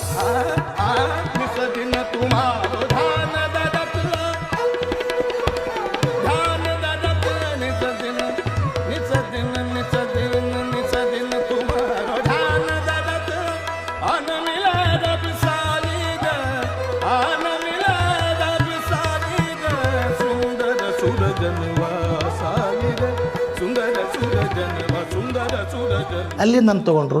ಅಲ್ಲಿ ಅವಾಗ 300-400 ಪಗಾರ, ಭಾಳ ದೊಡ್ಡದು ಅವಾಗ ಏನ್ರಿ. ಅಲ್ಲಿ ಭಾಳ ಜೀವನ ಕಠಿಣ ಆಯಿತು. ಒಮ್ಮೆ ಜೀವನ ಅಂದರೆ ಎಂಥ ಕಠಿಣ ಅಂದ್ರೆ ಭಾಳ ಪರಿಸ್ಥಿತಿ ಆಯ್ತು, ಭಾಳ ತುಂಬ ಕಠಿಣ ಆಯ್ತು. ಒಮ್ಮೆ ಗುರುಗಳಿಗೆ ಹೋಗಿ ನಮಸ್ಕಾರ ಮಾಡಿದೆ. ನಾನು ದಿನ ಅಲ್ಲಿ ಗದಿನಾಗಿದ್ದಾಗ ಬೆಳಿಗ್ಗೆ ಸಾಯಂಕಾಲ ಗುರುಗಳು ಬಂದ್ಕೊಂಡು ದರ್ಶನಕ್ಕೆ ಹೋಗಿದ್ದೆ. ನಮಸ್ಕಾರ ಮಾಡಿದ ಕೂಡಲೇ ಹೆಂಗದಿಪ್ಪ ಆರಾಮದಿಲ್ಲ ಅಂದರು.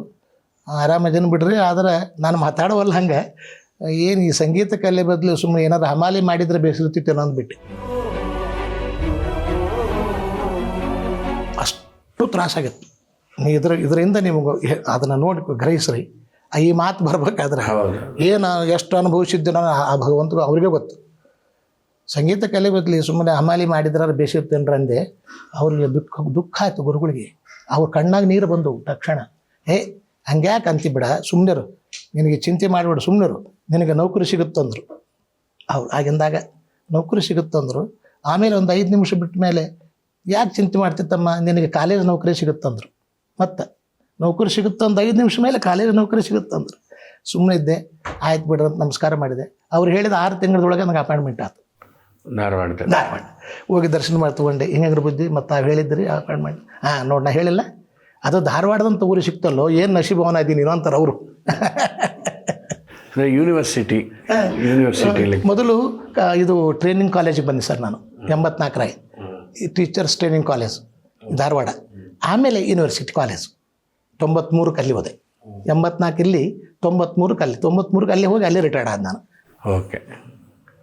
ಅಂದರೆ ಕಲಿಕೆ ಪ್ರಶ್ನೆ ಅಂತ ಬಂದಾಗ ನೀವು ಗುರುಕುಲ ಪದ್ಧತಿಲಿ ಕಲ್ತ್ರಿ, ನಂತರದಲ್ಲಿ ಹಲವಾರು ಕಾಲೇಜುಗಳಲ್ಲಿ ಟ್ರೈನಿಂಗ್ ಕಾಲೇಜಲ್ಲಿ ನೀವು ಕಲಿಸಿದ್ರಿ. ಏನು ವ್ಯತ್ಯಾಸ ಕಂಡ್ರಿ? ಇದು ನೋಡ್ರಿ, ನಾನು ಕಲಿತಿದ್ದು ಗುರುಕುಲ ಪದ್ಧತಿ. ಅಲ್ಲಿ ಸಂಗೀತವೇ ಮೂಲ, ಬರೇ ಸಂಗೀತ, ಮತ್ತೇನೂ ಇಲ್ಲ. ಅದರ ಬಗ್ಗೆ ವಿಚಾರ ಮಾಡೋದು, ಕಲಿಯೋದು, ಹೇಳಿಸ್ಕೊಳ್ಳೋದು, ಮತ್ತು ಅದನ್ನು ವಿಚಾರ ಮಾಡೋದು, ಹೆಂಗೆ ಹಾಡಬೇಕು, ಇದೇ ತಲೆಯೊಳಗೆ 24 ತಾಸು. ಇಲ್ಲಿ ಸಾರ್ವಜನಿಕ ಶಿಕ್ಷಣ ಪದ್ಧತಿ ಬೇರೆ ಆಗ್ತದೆ, ತಮಗೆ ಗೊತ್ತಿದ್ದಂಗೆ. ಇಲ್ಲೇನದ ಸಿಲೆಬಸ್.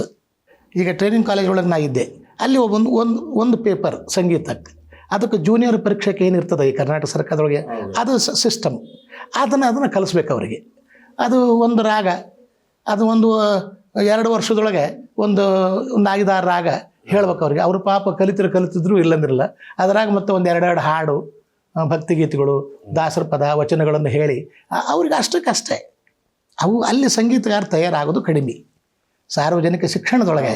ಆದ್ರೇನು, ಸಂಗೀತ ಕೇಳಲಿಕ್ಕೆ ಅವರಿಗೆ ರುಚಿ ಹತ್ಬೋದು, ಒಳ್ಳೆ ಕೇಳುಗರಾಗಬಹುದು, ಒಳ್ಳೆ ಶ್ರೋತೃಗಳಾಗಬಹುದು.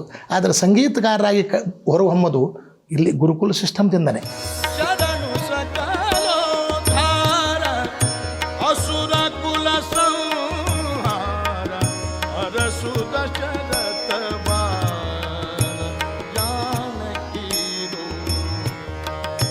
ಅಲ್ಲೇನಿದ್ರು ಒಂದು 35-36 ತೊಗೊಂಡು ಪಾಸಾಗಿ ಜೂನಿಯರ್ ಆಯಿತು, ಸೀನಿಯರ್ ಆಯಿತು ಅಷ್ಟೇ. ಹೌದು.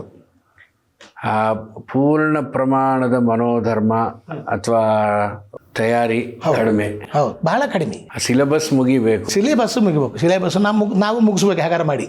ಹೌದು, ಅದೇ ಮುಖ್ಯ ಉದ್ದೇಶ. ಅದು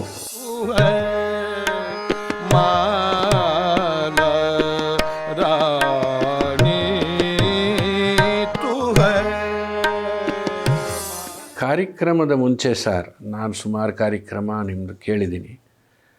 ಬಹುಶಃ ನನಗನ್ಸಿದ್ದಂದರೆ ಇವೇನು ಪೂರ್ವ ತಯಾರಿಯಾಗಿ ಏನು ಬಂದಿರೋದಿಲ್ಲ. ಈ ರಾಗ ಹಾಡಬೇಕು, ಆ ರಾಗ ಹಾಡಬೇಕು ಅಂತ ಇರ್ಬೋದೇನೋ. ಆದರೆ ನಿಮ್ಮ ಮನಸ್ಥಿತಿ ಹೇಗಿರುತ್ತೆ ಈ ಕಾರ್ಯಕ್ರಮಕ್ಕೆ ಬಂದರೆ? ಅವತ್ತಿನ ವೇದಿಕೆ ಸಂದರ್ಭ ಅಥವಾ ಅಲ್ಲಿ ನೆರೆದಿರುವಂಥ ಜನ ನೋಡಿ ನೀವು ಹಾಡ್ತಿರೋ, ಅಥವಾ ನಿಮಗೆ ಮನಸ್ಸಿಗೆ ಇವತ್ತು ಚೆನ್ನಾಗಿರ್ಬೋದು ಅನಿಸುತ್ತೋ ಅಂತ? ನಾನು ಯಾರೇ ಇರಲಿ, ನನ್ನ ತಿಳಿದ ಮಟ್ಟಿಗೆ ಒಂದು ಸಂಗೀತ ಕಾರ್ಯಕ್ರಮ ಸಾಯಂಕಾಲ ಇವತ್ತು ನಂದು ಅಲ್ಲಿ ಪ್ರಯೋಗ ಇದೆ ಅಂದರೆ ಬೆಳಗಿನಿಂದಲೂ ನನಗೆ ತಲೆಗೆ ಇರ್ತದೆ ಅದು ವಿಚಾರ. ಏನು ಹಾಡಬೇಕು ಇವತ್ತು ಏನು ಹಾಡ್ಬೇಕಪ್ಪ, ಯಾವ ರಾಗ ಹಾಡಬೇಕು, ಯಾವ ರಾಗ ಆದಮೇಲೆ ಯಾವ ರಾಗ ಹಾಡಬೇಕು, ಅವೆಲ್ಲ ತಲೆ ಒಳಗೆ ಇದ್ದೇ ಇರ್ತದೆ. ಆಮೇಲೆ ಅಲ್ಲಿ ಹೋದ್ಮೇಲೆ ಗ್ರೀನ್ ರೂಮ್ನಾಗ ಕೂತಾಗ ನಾನು ಅಂದ್ಕೊಂಡಿರ್ತೀನಿ ಅದನ್ನು ಹಾಡ್ಬೇಕಂತೇಳಿ. ಆ ತಂಬೂರಿ ಕೂಡಿಸಿದ ಮೇಲೆ ಮತ್ತೆ ಚೇಂಜ್ ಆಗ್ತದೆ. ಇದು ಬೇಡ, ಇದನ್ನು ಹಾಡೋಣ, ತಮಗೆಲ್ಲ ಗೊತ್ತದ, ಇದನ್ನು ಹಾಡೋಣ. ಆಮೇಲೆ ಕಾರ್ಯಕ್ರಮ ಆಗ್ತದೆ. ಒಬ್ಬಂದಿದ್ದಾಗ ನಮಗೇನು ಭಾಳ ವಿಶೇಷ ಚಿಂತೆ ಇರೋದಿಲ್ಲ. ನಂದು ಒಬ್ಬಂದ ಇದ್ದು ಕಾರ್ಯಕ್ರಮ ಇತ್ತಂದರೆ ಹಿಂದೆ ಮುಂದೆ ಬೇರೆ ಇದ್ದಾಗ ಅಲ್ಲಿ ಬೇರೆ ಹಿಂದೆ ಇಬ್ಬರು ಮೂರು ಆರ್ಟಿಸ್ಟ್ ಇದ್ದಾಗ ಬಹಳ ವಿಚಾರ ಗೊಂದಲಕ್ಕೆ ಬೀಳ್ತಾನೆ ಮನುಷ್ಯ. ನಮ್ಮಲ್ಲಿ ಒಂದು ನೇಮದಲ್ಲ, ಅವನು ಹಾಡಿದ್ರಾಗ ನಾ ಹಾಡಬಾರ್ದು, ಅದು ಸಾಮಾನ್ಯ. ಆ ಲೆಕ್ಕ ಸಮಯಕ್ಕೆ ಸರಿಯಾಗಿ ಹಾಡಬೇಕು. ಅವನು ಏನು ಹಾಡಿರ್ತಾರೆ ಗೊತ್ತಿರಲ್ಲ, ಗೊತ್ತಿರಲೇ ಇದ್ರಲ್ಲ, ನಮ್ಗೆ ಹೇಳಿರೋದಿಲ್ಲ. ಇವು ಆರ್ಗನೈಸರ್ ಅವ್ರಿಗೆ ಗೊತ್ತಾಗಬೇಕಲ್ಲ. ಇದು ಸ್ವಲ್ಪ ಬಹಳ ಹುಷಾರಿ. ಅದೇನಾಗ್ತದೆ, 3 ಜನ ಆರ್ಟಿಸ್ಟದ್ದು ಗಾಯನ ಕಾರ್ಯಕ್ರಮ, ವಾದನ ಇಲ್ಲ, ಬರೀ ಗಾಯನ, 3 ಜನರು ಹಾಡೋರಿದ್ದಾರೆ. ಆ ಲೆಕ್ಕ ಇವ ಚಲೋ ಅಭ್ಯಾಸ ಮಾಡಿದ್ರೆ ಮಾತ್ರ ಅವ ಪಾರಾಗಿ ಬರ್ತಾನಲ್ಲಿ. ಇಲ್ಲಂದರೆ ವಿದ್ಯಾವಂತರಿಗೆ ಗೊತ್ತಾಕತಿ ಇವನ್ನು ಇನ್ನೂ ಕಲಿಬೇಕು. ಕೇಳೋರು ತಾಳೆ ಹಾಕ್ತಾರೆ, ಅದು ಇದ್ದೇ ಇರುತ್ತೆ. ಅದೇ ಇದ್ದೇ ಇರ್ತದೆ, ಕೇಳಲಿಕ್ಕೆ ಅಂತಲೇ ಬಂದಿರ್ತಾರೆ. ಕೆಲವರು ಹುಡುಕಕ್ಕೆ ಬಂದಿರ್ತಾರೆ. ಹೌದು, ಎಂಥ ಮಾತು, ಮುದ್ದಾಮು ಕೆಲವರು ಅವರೇ ಇರ್ತಾರೆ. ಹೌದು, ನಾವು ಒಂದು ಮಾಡಿದ್ರೆ 4 ಮಾಡಿದ್ರೆ ಅಂತ ಹೇಳೋರು ಹೆಚ್ಚು ಜನ. ಜ್ಞಾನದೇವಿ ಸರಸ್ವತಿ ಮಧುರ ಭಾಷಿಣಿ ಸುಖದಾಯಿನಿ ಮಾತಾ ಭವಾನಿ ಕಾಳಿ ಮಾತಾ ಭವಾನಿ ಕಾಳಿ. ಸರ್, ನಿಮಗೆ ಸಾತ್ ಸಂಗತ್, ತಬಲಾ, ಹಾರ್ಮೋನಿಯಂ ಹೇಗಿರಬೇಕು ಅಂತೀರಿ? ಅಂದರೆ ನನ್ನ ಪರ್ಸನಲ್ಲಾಗಿ, ಅಂದರೆ ವೈಯಕ್ತಿಕವಾಗಿ ನಾನು ನೋಡಿದ್ದೀನಿ, ನೀವು ಭಾಳ ಅವ್ರನ್ನ ಸ್ಫೂರ್ತಿ ಕೊಟ್ಟು ಕರ್ಕೊಂಡು ಹೋಗ್ತೀರಿ, ಅದು ನೋಡಿದ್ದೀನಿ. ಆದರೆ ನಿಮಗೆ ಹೀಗಿದ್ದರೆ ಚೆನ್ನಾಗಿರುತ್ತಪ್ಪ, ಅಂದರೆ ನಮ್ಮ ಜೊತೆಗೆ ಬರೋರು ಭಾಳ ಮುಖ್ಯ. ನಮ್ಮ ಜೊತೆಗೆ ಬರೋರು, ನಾವೇನೋ ಹಾಡಿದ್ರೆ ಅವರೇನೋ ನುಡಿಸೋದು, ಹೇಗಿರಬೇಕು ಅಂತೀರಿ? ಸಾತ್ ಸಂಗತ್ ಬಹಳ ಮುಖ್ಯ ಸರ್. ನಮ್ಮದು ಸಂಗೀತ ಕಾರ್ಯಕ್ರಮ ಯಶಸ್ವಿ ಆಗ್ಬೇಕಂದ್ರೆ ಅವರು ಕಾರಣ ಆಗ್ತಾರೆ. ಅವ್ರದ್ದು 50% ಕೆಲಸ ಇರ್ತದಲ್ಲಿ. ನಾನೇನು ಹಾಡ್ತೀನಿ ಅವಾಗ ಅದು ತಿಳಿಬೇಕು. ಸಾತ್ ಸಂಗತ್ ಮಾಡವು ನಾ ಹಾಡೋದು, ಈಗ ನಾ ಆಲಾಪ್ ಮಾಡ್ತಿರ್ತೀನಿ, ಆಲಾಪ್ ಮಾಡೋ ಹೊತ್ತಿನಾಗ ಅವ ಬೋಲ್ ಹಾಕಂತ ಕುಂತ್ರೆ ಏನು ಮಾಡ್ತದೆ? ಆಮೇಲೆ ಅವ ಸಾತ್ ಮಾಡವ ನನ್ನ ಸಂಗೀತ, ನನ್ನ ಮನೋಧರ್ಮ ಅರ್ಥ ಮಾಡಿಕೊಳ್ಳೋದ ಕಡೆ ಅವನ ಲಕ್ಷ್ಯ ಇರಬೇಕು. ಹೌದು, ಅವನನ್ನು ನೀವು ಅರ್ಥ ಮಾಡ್ಕೊಳ್ಳೋ ಕಷ್ಟ ಆಗ್ಬಿಡುತ್ತೆ. ಅದೇನು ಕೆಲವರು ಏನು ಮಾಡಿಬಿಡ್ತಾರೆ, ಮಂದಿ ಕಡೆ ಲಕ್ಷ್ಯ ಇರ್ತದೆ, ಹೌದು, ಇವನ ಕಡೆ ಲಕ್ಷ್ಯನೇ ಇರೋದಿಲ್ಲ. ಅಲ್ಲ, ಅವ್ರಿಗೆ ಪಾಪ ಅನುಭವ ಇರೋದಿಲ್ಲ. ಹೌದು, ಅನುಭವ ಇದ್ರಂಗೆ ಮಾಡೋದಿಲ್ಲ. ಆಮೇಲೆ ಗುರುಗಳು ಹೇಳ್ಬೇಕು ಅವರಿಗೆ ಹೇಗಿರಬೇಕು, ಹೇಗಿಲ್ಲ. ಸಾತ್ಸಂಗತ್ತು ಹೀಗೆ ಪೂರ್ಣಾವಧಿ ನಮ್ಮ ಕಡೆ ಮೇನ್ ಕಲಾವಿದನ ಕಡೆ ಲಕ್ಷ್ಯ ಇರಬೇಕು ಮುಖ್ಯವಾಗಿ. ಇವ ಏನು ಹಾಡ್ತಾನೆ, ಈಗೇನು ಪ್ರಾರಂಭ ಮಾಡಿದ, ಆಮೇಲೆ ಒಂದ್ರಿ ಎರಡನೇದ್ದು ನಾವು ಕೊಟ್ಟ ಲಯ ತುಂಬ ಮುಖ್ಯ. ಆ ಲಯ ನಾನು ಮತ್ತೆ ಲಯ ಚೇಂಜ್ ಮಾಡುವವರೆಗೂ ಅದರೊಳಗೆ ಇರಬೇಕವ.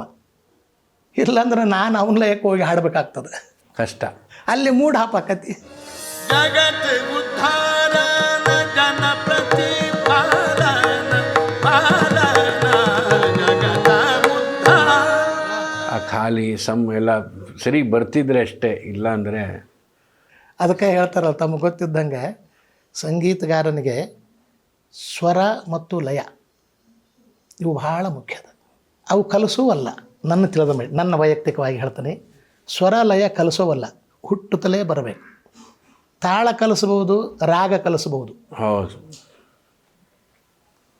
ಶ್ರುತಿ ಲಯ ಹುಟ್ಟಲ್ಲಿ ಬಂದಿರಬೇಕು, ಹುಟ್ಟುತ್ತಲೇ ಬರಬೇಕು. ನಮ್ಮ ತಂದೆಯವರು ಒಂದು ಮಾತು ಹೇಳೋರಿ, ನೋಡ ಮೈನಾಗೆ ಅದೇನೇನೋ ಕಡಿಮೆ ಆದರೆ ವಿಟಮಿನ್ ಬಿ, ಸಿ, ಆ ಹಣ್ಣು ತಿನ್ನು, ಈ ಹಣ್ಣು ತಿನ್ನು, ಈ ಮಾತ್ರೆ ತಗೋ, ಆ ಮಾತ್ರೆ ತಗೋ, ಎಲ್ಲ ನಡೀತದೆ. ಶ್ರುತಿ ಲಯ ಇಲ್ಲಾಂದರೆ ಯಾವ ಡಾಕ್ಟ್ರು ಏನು ಇದ್ದರೆ ಮಾತ್ರ ನಾವೇನಾದರೂ ಒಂದು ಮಾಡೇಬಹುದು ವಿನಃ, ನೀವು ಹೇಳ್ದಂಗೆ ನಾವು ರಾಗದ ಚಲನೆ ಕಲಿಸ್ಬೋದು, ಈ ತಾಳ ಅನ್ಬೋದು ವಿನಃ ಅದು ಆ ಲಯ ಇಲ್ಲದೆ ಇದ್ದರೆ ಕಷ್ಟನೇ, ಬಹಳ ಕಷ್ಟ. ಅದು ನಮ್ಮ ಜೊತೆನೇ ಅವರು ಬರಬೇಕು. ಹಾರ್ಮೋನಿಯಂ ಇರ್ಬೋದು, ತಬಲಾ ಇರ್ಬೋದು, ಜೊತೆ ನಿಮ್ಮ ಜೊತೆ ಹಾಡೋರು ಅಷ್ಟೇ. ನೀವು ಯಾವಾಗ ನಿಲ್ಲಿಸಿ ಯಾವುದು ಅವರು ಆ ಉಸಿರನ್ನು ತಿಳ್ಕೊಂಡಿರ್ಬೇಕು. ಎಂಥ ಮಾತು, ನಾನೇನು ಹಾಡ್ತೀನಿ ಅವ್ನು ಗೊತ್ತಾಗಬೇಕದು, ಅಲ್ಲೇ ಇರ್ಬೇಕಮ್ಮ, ಮತ್ತು ಮುಂದೆ ದಾಟಿ ಹೋಗಿರಬಾರ್ದು. ನೀವು ಹಾಡೋ ಸಂಗತಿ ಅವ್ರು ಹಾಡಿಬಿಟ್ರೆ ನಮಗೆ ಬ್ಲಾಕ್ ಆಗಿಬಿಡುತ್ತೆ. ಏನಾಗ್ತದೆ, ನಾ ಇಲ್ಲಿ ಗಂಧಾರಕ್ಕೆ ಇರ್ತೀನಿ, ನಮ್ಮಲ್ಲಿ ನೇಮ್ ಅದನ್ನು ಗೊತ್ತದ, ಗಂಧಾರದಿಂದ ಮಧ್ಯಮಕ್ಕೆ ಹೋಗ್ಬೇಕು, ಅದು ಬೆಳೆಸ್ಕೊಂತ ಹೋಗ್ಬೇಕು. ನಾ ಗಂಧಾರ ಹಾಡಿದಾಗ ಅವ ದೈವಕ್ಕೆ ಹೋಗ್ಬಿಟ್ರೆ ಏನು ಮಾಡೋದು ಮುಂದೆ? धन धन भाग धन धन भाग तेरी धन धन भाग. ಆ ಕ್ಷಣದಲ್ಲಿ ಎಲ್ಲ ನಿಂತೋಗ್ಬಿಡುತ್ತೆ. ನಿಂತು ಹೋಗ್ಬಿಡು, ಬ್ರೇಕ್ ಆಗಿಬಿಡ್ತದೆ. ಅದಕ್ಕೆ ಭಾಳ ಮಂದಿ ಗೊತ್ತಿಲ್ಲ, ನೀವು ಹೇಳಿದ್ರಲ್ಲ ಆಗಲೇ, ಈಗಿನ ಹುಡುಗರಿಗೆ ಅವೆಲ್ಲ ಸ್ವಲ್ಪ ತಿಳುವಳಿಕೆ ಕಡಿಮೆ. ಕಲಿಬೇಕು ಅದನ್ನು, ಗುರುಗಳು ಕಲಿಸ್ಬೇಕು, ಅದನ್ನು ಗುರುಗಳು ಕಲಿಸ್ಬೇಕು. ಹಿಂಗದ ಕಲಿತಾರೆ ಅಂಥ ವಿದ್ಯಾರ್ಥಿಗಳಿದ್ದಾರೆ ಬಹಳ. ಯಾವಾಗಲೂ ಹಾಗೆ ತಿಳುವಳಿಕೆ ಕಷ್ಟಪಟ್ಟು ನಾನೇನಾದ್ರು ಸಾಧನೆ ಮಾಡಬೇಕನ್ನೋ ವಿದ್ಯಾರ್ಥಿ ಮನಸ್ಸಿನಾಗಿತ್ತಂದರೆ ಅವ ಎಲ್ಲ ಬರೋಬ್ಬರಿ ಪಾಲನೆ ಮಾಡ್ಕೊಂಡು ಹೋಗ್ತಾನೆ. ಭಾಳ ಮುಂದೆ ಲಗುನು ನಾನು ಹೆಸರಾಗಬೇಕಂತಲ್ಲ, ಅವರು ಸ್ವಲ್ಪ ಗಡ್ಬಡಕ್ಕೆ ಬೀಳ್ತಾರೆ. ಒಟ್ಟಿನಲ್ಲಿ ತಾಳ್ಮೆ ಇರಬೇಕು. ತಾಳ್ಮೆ ಭಾಳ ಬೇಕು, ಭಾಳ ಬೇಕು. ಸಂಗೀತದಲ್ಲಿ ಆ ತಾಳ್ಮೆ, ಆ ನಿಧಾನ, ವೇಗ ಇರಬೇಕು. ಸರ್, ಇದೊಂದು ಪ್ರಶ್ನೆ ಸುಮಾರು ಜನ ನಿಮ್ಗೆ ಕೇಳೇ ಇರ್ತಾರೆ. ನಿಮ್ಗೆ ತುಂಬ ಖುಷಿ ಕೊಟ್ಟಂಥ ಘಟನೆಗಳು, ಅಯ್ಯೋ ನೀವು ಆವಾಗಲೇ ಹೇಳಿಬಿಟ್ರಿ ನಾನು ಸಂಗೀತಗಾರನಾಗೋ ಬದಲು ಹಮಾಲಿ ಇರಬೇಕು, ಸೊ ಅದನ್ನು ಬಿಟ್ಬಿಡೋಣ. ಈಗ ತುಂಬ ಖುಷಿ ಕೊಟ್ಟಂತ, ನಾನು ಇವತ್ತಿಲ್ಲಿ ಹಾಡಿದ್ದು ನನಗೆ ಇಷ್ಟು ಖುಷಿ ಬಂತು. ಜನ ಇಲ್ಲದೆ ಇರ್ಬೋದು, ಒಂದೊಂದು ಸಾರಿ ಏನು ಮಾಡೋಕ್ಕಾಗಲ್ಲ. ನಾವು ಸಾವಿರಾರು ಜನ ಬರೋದು. ಶಾಸ್ತ್ರೀಯ ಸಂಗೀತ ಅಂದರೆ, ಕ್ಲಾಸಿಕ್ ಅಂದರೆ ಕ್ಲಾಸು, ಮಾಸ್ ಅಲ್ಲ. ಸಿನಿಮಾ ಸಂಗೀತಕ್ಕೆ ಬರೋಲ್ಲ. ಆದರೆ ಇವತ್ತು ಹಾಡಿದ್ದು ನನಗೆ ಖುಷಿ ಆಯಿತು. ನಮ್ಮ ತಂದೆಯವರು ಒಂದು ಹೇಳೋರು, ಎಷ್ಟೋ ಸರಿ ಲಕ್ಷಾಂತರ ರೂಪಾಯಿ ಕೊಡ್ತಾರೆ, ನಮ್ಗೆ ಅಲ್ಲಿ ತೃಪ್ತಿ ಆಗೋಂಗೆ ಹಾಡೋಕ್ಕೆ ಆಗಲ್ಲ. ಕರೆಕ್ಟ್. ಏನೋ ಒಂದು ಪ್ರಸಾದ ಕೊಡ್ತಾರೆ, ಚೆರುಪು ಕೊಡ್ತಾರೆ, ಆಶ್ರಮದಲ್ಲಿ ಹಾಡ್ತೀವಿ, ಆರಾಮ್ ಬಹಳ ತೃಪ್ತಿ ಇರ್ತದೆ. ತೃಪ್ತಿ. ಆ ಥರದ್ದೇನಾದರೂ ಘಟನೆ ನಿಮಗೆ? ನನಗೆ ಆ ಥರ ಘಟನೆ ಆಗ್ಯದ. 1993 ಪುಣೆಯೊಳಗೆ ಸವೈ ಗಂಧರ್ವರ ಮಹೋತ್ಸವ ಭೀಮಸೇನ್ ಜೋಶಿ ಅವರು ಮಾಡ್ತಾಯಿದ್ರು, ತಮಗೆಲ್ಲ ಗೊತ್ತದೆ. ಅವರು ಎದುರು ಕೂತಿರೋರು, ಅವ್ರ ಎದುರಿಗೆ ಕೊಡೋರು. ಭೀಮಸೇನ್ ಜೋಶಿ ಅವರು, ನಮ್ಮ ಗಂಗೂಬಾಯಿ ಅವರು ಬರ್ತಿದ್ರು. ಅಲ್ಲಿ ದೊಡ್ಡ ದೊಡ್ಡ ಸಂಗೀತಗಾರ ಎಲ್ಲರೂ, ಮಹಾರಾಷ್ಟ್ರದವನ್ನ ಪೂರ ಎಲ್ಲರೂ ಅಲ್ಲೇ ಇರ್ತಿದ್ರು, ಎದುರಿಗೇನೆ ಇರ್ತಿದ್ರು ಎಲ್ಲರೂ. ಅದೊಂದು ದೊಡ್ಡ ವೇದಿಕೆ, ದೊಡ್ಡ ವೇದಿಕೆ. ಸುಮಾರು ಕನಿಷ್ಠ ಅಂದ್ರೆ ಒಂದು 10,000 to 15,000 ಶ್ರೋತೃಗಳು ಬರೀ ಸಂಗೀತ ಕೇಳೋರು. ವಿದೇಶದಿಂದ ಬರೋರು ಕೇಳಕ್ಕೆ ಸರ್, ನಿಮಗೆ ಪರದೇಶದಿಂದ ಬರೋರಲ್ಲಿ ಆ ನಮ್ಮನೆ ಅಲ್ಲಿ ಬೆಳವಣಿಗೆ ಇತ್ತು. ಹಾಗೆ ಒಮ್ಮೆ 93 ಅಂದರೆ ನನಗೆ ಎಲ್ಲರೂ ಹೇಳೋರು, ಇಲ್ಲೇ ನಮ್ಮ ಧಾರವಾಡದಲ್ಲಿ ಕೆಲವರು ಅಷ್ಟು, ಈಗ ನಮ್ಮ ಇವರಿದ್ದಾರೆ ನರೇಂದ್ರ ಅವರು ಅಂತ, ಹಾಗೆ ಗೆಳೆಯರು. ಈಗ ಕೆಲವ್ರು ಎಷ್ಟೋ ಜನ, ವೆಂಕಟೇಶ್ ಕುಮಾರ್ ಯಾಕೆ ನಿಮ್ಮ ಭೀಮಸೇನ್ ಜೋಶಿ ಅವ್ರು ಕರೆದಿಲ್ಲ ಅನ್ನೋರು. ಎಲ್ಲರೂ ಕರಿತಾರಲ್ಲ, ನಿನಗೆ ಯಾಕೆ ಕರಿವಲ್ರು ಅಂತ ಭಾಳಷ್ಟು ಮಂದಿ. ನಾನೇನು ಮಾಡೋ, ಹೆಂಗೆ ನನಗೇನು ಗೊತ್ತರಪ್ಪ, ನಾ ಏನು ಮಾಡಲಿ, ಮತ್ತು ಅವ್ರು ಯಾವಾಗ ಕರಿತಾರೆ ಅವಾಗ ಹೋಗೋಣ ಅಂತ ನನಗೆ ಒಳಗೆ ಸ್ವಲ್ಪ ಅದು ಇತ್ತು. ಒಮ್ಮೆ ಇಲ್ಲೇ ಕಾರ್ಯಕ್ರಮ ಇತ್ತು ಭೀಮಸೇನ್ ಜೋಶಿ ಅವ್ರದ್ದು, IMA ಹಾಲ್ದೊಳಗೆ ಧಾರವಾಡದಾಗ. ನಮ್ಮ ಶ್ರೀಪತಿ ಪಾಡಿಗಾರ್ ಅಂತಿದ್ದರು, ಅವ್ರ ಶಿಷ್ಯರವರು, ಭಾಳ ಒಳ್ಳೆಯವರು, ಭಾಳ ಬಂಗಾರದಂಥ ಮನುಷ್ಯ. ಭೀಮಸೇನ್ ಜೋಶಿ ಅವ್ರ ಶಿಷ್ಯ. ನನಗೆ ಅವ್ರಿಗೆ ಸಂಕಟ ಇತ್ತು, ಅವರಿಗೆ ವೆಂಕಟೇಶ್ ಕುಮಾರ್ ಅಲ್ಲಿ ಹಾಡಬೇಕು ಸಭಾಯ ಗಂಧರ್ವದಾಗ ಅಂತೇಳಿ. ವೆಂಕಟೇಶ್ ಬಾಯಿಲಿ, ನೀನು ಇವತ್ತು ಪಂಡಿತ್ಜಿ ಬರ್ತಾರೆ, ಅಲ್ಲಿಗೆ ನೀನು ಕರ್ಕೊಂಡು ಹೋಗ್ತೀನಿ ಬಾ ಅಂದ್ರೆ. ಮೊದಲೇ ಅವ್ರು ಬಂದು ಗ್ರೀನ್ ರೂಮ್ನಾಗ ಕೂತಿದ್ರು, ಅವರು ಪರಿಚಯ ಮಾಡಿಸಿದ್ರು, ನಮಸ್ಕಾರ ಮಾಡಿದ್ರು. ಪರಿಚಯ, ಯಾರು ಹಿಂಗೆ ರೀ, ಪುಟ್ಟರಾಜುಗಳು ಶಿಷ್ಯ, ಹಾಡ್ತಾನೆ ಹೌದನ, ಆಯ್ತು ಅಷ್ಟೇ ಮಾತು. ಭಾಳ ಒಂದು ಹಾಂ. ಆಮೇಲೆ ಅವ್ರ ಕಾರ್ಯಕ್ರಮ ಶುರುವಾಯ್ತು. ಮುಂದೆ ಕುಂತು ಕೇಳಿದ 3 ತಾಸು ಕಾರ್ಯಕ್ರಮ ಆಯ್ತು.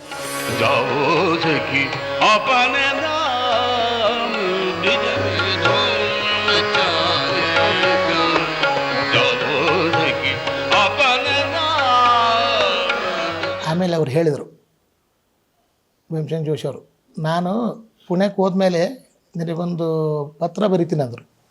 ಅಲ್ಲೇ ಸಭಾದಾಗ. ಹ್ಞೂ ರೀ ಅಂತ ನಮಸ್ಕಾರ ಮಾಡಿದ್ವಿ. ಹೋದ್ಮೇಲೆ ಒಂದು ಟೆಲಿಗ್ರಾಮ್ ಮಾಡಿದರು, ಈ ವರ್ಷ 93ನೇ ಸಭಾಯ ಗಂಧರ್ವ ಉತ್ಸವದೊಳಗೆ ನೀವು ಬಂದು ಸೇವೆ ಮಾಡೋ ಅಂತ. ನೋಡಿ, ಅದು ಘಟನೆಗಳು ಹೇಗೆ ನಡೀತು. ನೀವು ಹಾಡಲಿಲ್ಲ, ಮಾಡಲಿಲ್ಲ? ಇಲ್ಲ ಅವರೇ ನನಗೆ ಹಾಡಂತ ಕೇಳಿಲ್ಲ. ಶ್ರೀಪತಿಯವರು ನಿಮ್ಮನ್ನು ಅವ್ರನ್ನ ಇಂಟ್ರಡ್ಯೂಸ್ ಮಾಡಿದ್ದು ಅಷ್ಟೇ, ನೀವು ಕೂತು ಕೇಳಿದ್ದು. ಹೌದು. ಊರಿಗೆ ಹೋದ್ ಮಾರನೇ ದಿನ ಹೋದ್ಕೊಳ್ಳೆ ಒಂದು ಟೆಲಿಗ್ರಾಮ್ ಮಾಡಿದರು, ಈ ಸರಿ 93ನೇ ಇಷ್ಟದ್ರಾಗೆ ನೀನು ಬಂದು ಸೇವೆ ಮಾಡಪ್ಪ. ಹೋದೆ. ಹೇಳಿದರು, ತುಂಬ ಜನ ಕೇಳೋರೆಲ್ಲ. ಒಂದು ಪ್ರಾರಂಭಕ್ಕೆ ಒಂದು ವಾದ್ಯ ಇತ್ತು, ಕಬ್ಬಣದ ಕಡಲೆ. ಅಲ್ಲಿ ನನಗೂ ಹೆದರಿಕೆ, ಆದರೂ ಹಾಡಬೇಕು ಅನ್ನೋದು ಹುರುಪಿತ್ತು. ಒಳ್ಳೆ ವಯಸ್ಸು. ಹಾಡಿದೆ ಒಂದೂವರೆ ತಾಸು ಕಾರ್ಯಕ್ರಮ. ಯಾವ ರಾಗ ಹಾಡಿ? ನಾನು ಸುರ್ಯುಗೆ ಪೂರಿಯ ಹಾಡಿದೆ, ಆಮೇಲೆ ಯಮನ್ ಹಾಡಿದೆ. मेरा मन ಮೇರಾ ಮನ ಬಾಂಧನೇನೋ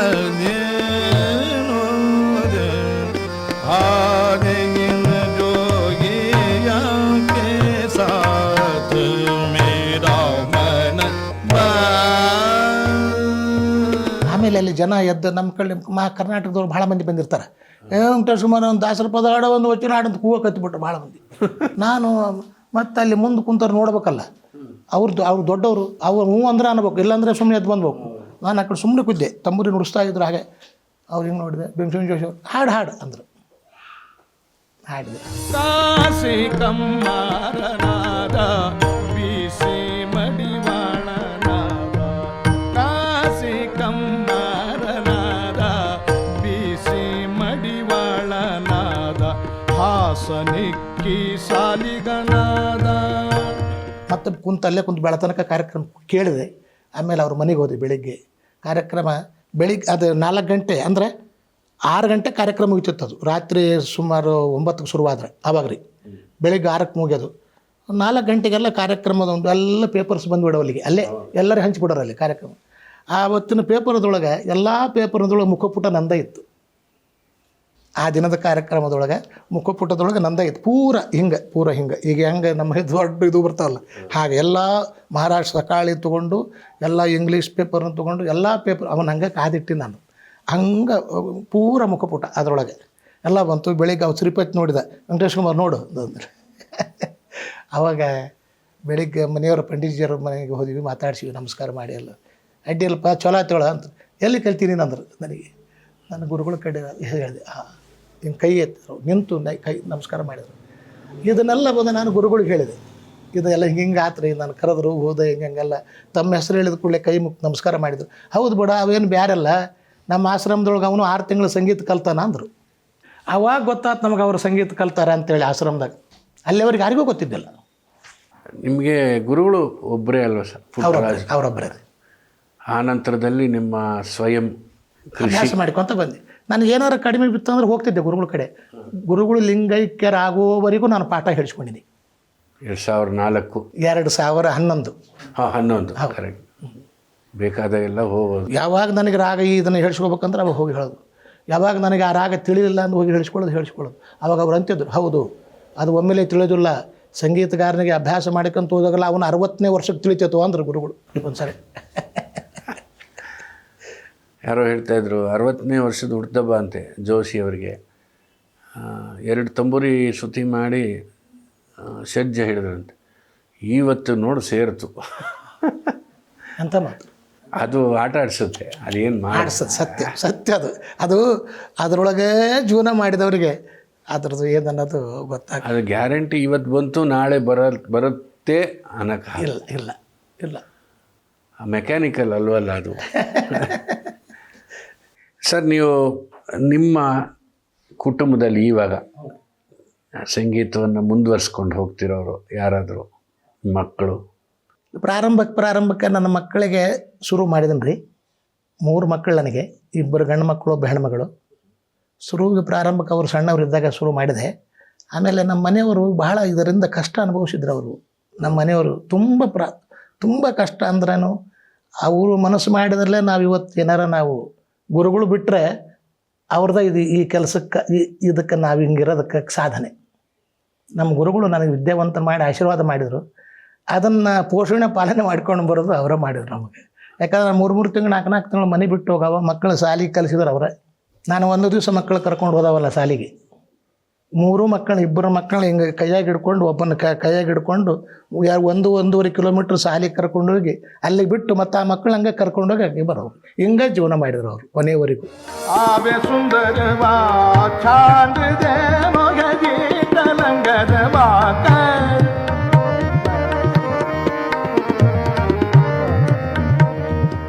ಅದು ಅವರಿಗೆ ಗೊತ್ತು, ಆ ದೇವರಿಗೆ ಗೊತ್ತು. ಅವ್ರೇನಂದ್ರು, ಅದನ್ನು ಅನುಭವಿಸಿದ್ರಲ್ಲ, ಮಾರಾಯ ನನ್ನ ಸಂಗೀತ ನಿನಗೆ ಸಾಕು, ಮಕ್ಕಳಿಗೆ ಬೇಡ ಅಂದರು. ನಿಂಬಾಳ್ನಲ್ಲಿ ಒಂದು ಗಟ್ಟಿ ಶ್ರುತಿ ಅವರೇ. ಎಂಥ ಮಾತು, ಸತ್ಯವಾದ ಮಾತು. ನಮಗೂ ಅಷ್ಟೇ ಸರ್. ಎಂಥ ಮಾತು. ನಾನು ಯಾವತ್ತು ಶಾಲೆಗೆ ಕರ್ಕೊಂಡು ಹೋಗ್ತಿದ್ನೇನೋ, ಬಟ್ ಶಾಲೆ ಸೇರಿಸೋ ಟೈಮಲ್ಲಿ ಪ್ರತಿ ವರ್ಷ ನಾನು ಎಲ್ಲೋ ಇರ್ತಿದ್ದೆ. ಎಸ್, ಇಲ್ಲಾಂದ್ರೆ ಹೆಂಗೆ ಸರ್ ಮನೆ ಎಲ್ಲಿ ನಾವು ಮಕ್ಕಳು ಏನಾಗ್ತಿದ್ವೋ ನಾವೇನಾಗ್ತಿದ್ವೋ ಏನೋ ಗೋವಿಂದ. ಹೀಗಾಗಿ ಅವರ ಮನೆ ಮಾಡಿದವರು ಗುರುಗಳು ಹಂಗೆ ಅದು ಏನೋ ಗುರುಗಳು ಇಚ್ಛೆ ಅದು ಅವ್ರ ಇಚ್ಛೆ ಅವರೇ ನಮಗೆಲ್ಲರಿಗೂ ನಮ್ಮ ಮನೆ ಇಡೀ ನಾವು ಮನೆ ಸತ್ಯ ಹೇಳ್ತೀನಿ. ಪುಟ್ಟರಾಜ ಗವಾಯಿಗಳ ನಮಗೆ ಮನೆ ದೇವರು. ನನಗೆ ಗೊತ್ತಿದ್ದಿಲ್ಲ ಮನೆ ದೇವ್ರು ಯಾರಂತೇಳಿ. ಆಮೇಲೆ ನನಗೆ ಅಲ್ಲಿ ಈ ಅರಸೀಕೆರೆ ಹತ್ರ ಕಾರಣಿಕ ಹೇಳ್ತಾರೆ ಕೋಡಿಹಳ್ಳಿ ಮಠದೊಳಗೆ, ಕೋಡಿಹಳ್ಳಿ ಮಠ ಸ್ವಾಮಿಗಳು. ಅವಾಗ ನಿಮಗೆ ಅವಾಗ ಹಿಂಗೆ ಸ್ವಾಮಿಗಳು ಹೇಳ್ತಿದ್ದಿಲ್ಲ. ಅವಾಗ ಒಂದು ಹೊತ್ತಿಗೆ ಇರ್ತದಲ್ಲಿ ಸ್ವಾಮಿಗಳ ಮಠದಾಗ ನಾನು ಕಣ್ಣಾರ ಕಂಡಿದ್ದು. ನಮ್ಮ ಗುರುಗಳಲ್ಲಿ ಪೂಜೆಗೆ ಹೋಗಿದ್ದು ನಾವು ಅವ್ರ ಹಿಂದೆ ಇರ್ತಿದ್ದು ನಾನು. ಅಲ್ಲಿ ಆ ಹೊತ್ತಿಗೆ ಹಿಂಗೆ ತೆಗೆದ್ರೆ ಅವು ನಮ್ಮೆಲ್ಲ ಹುಡುಗರು ಸೀನಿಯರ್ ಅಜ್ಜವ್ರಿಗೆ ಸ್ವಲ್ಪ ಕೇಳಣ್ರಿ ಹೊತ್ತಿಗೆ ಭಾಳ ಪ್ರಭಾವ ಅದ ಎಲ್ಲರೂ ಹೇಳಕತ್ತಾರಂತ. ಆಯ್ತು ಅಂತ ಹೇಳಿ ಅವ್ರ ಕೂತ್ರಲ್ಲಿ ಒಬ್ಬ ಪೂಜಾರಿ ಹೇಳಬವ ಅದನ್ನು ತೆಗೆದ್ರೆ ಸರ್ ನಿಮ್ಗೆ ಹೇಳ್ತೀನಿ ಹೊತ್ತಿಗೆ ಅದು ಅವಾಗ ನೋಡಿದ್ರೆ ಗೊತ್ತದೆ. ಒಂದು ಗ್ರಂಥ ಅದು, ಒಂದು ರಾಮಾಯಣನೋ ಜಯಮುನಿ ಭಾರತನ ಹಂಗಿದ್ದಂಗೆ ಇರ್ತದೆ. ಆದರೆ ಅದರೊಳಗೆ ಅಕ್ಷರ ಇರೋದಿಲ್ಲ, ಪೂರ ಹಾಳಿ, ಖಾಲಿ ಹಾಳಿ. ನಮಗೆ ತೋರಿಸೋದನ್ನು ಹೇಗೆ ಹಿಂಗೆ ತೆಗೆದು ಹಿಂಗೆ ತೋರಿಸ್ತಾರೆ, ಪೂರ ಖಾಲಿ ಹಾಳಿ. ಆವಾಗ ಗುರುಗಳ ಮುಂದೆ ಕುಂದಿರಿಸಿದ್ರು, ಎಲ್ಲ ಹಿಂಗೆ ಮುಚ್ಚಿದ್ರು, ಹಿಂಗೆ ತೆಗೆದ್ರು. ಅವ್ರ ಹೆಸರು, ಅವ್ರ ತಂದೆ ತಾಯಿ ಹೆಸರು, ಅವ್ರ ಮಠ, ಅವ್ರ ಊರು ಎಲ್ಲ ಬರುತ್ತೆ. ತಾನೇ ಬಂತು. ನೋಡ್ರಿ ನೀವು ಅಂತ ಎಲ್ಲರಿಗೂ ತೋರಿಸಿದ್ರು. ಆಮೇಲೆ ಹಿಂಗೆ ಮುಚ್ಚಿದ್ರು. ಆಮೇಲೆ ತೆಗೆದ್ರು. ಆಗೇನು ಬಂತು, ಮತ್ತೊಬ್ಬರು ಜ್ಯೋತಿಷ್ಯ ಹೇಳೋರು ತಾವು ತಮಗೇನು ಹೇಳಬೇಕು ಅಂತ ಬಂತು.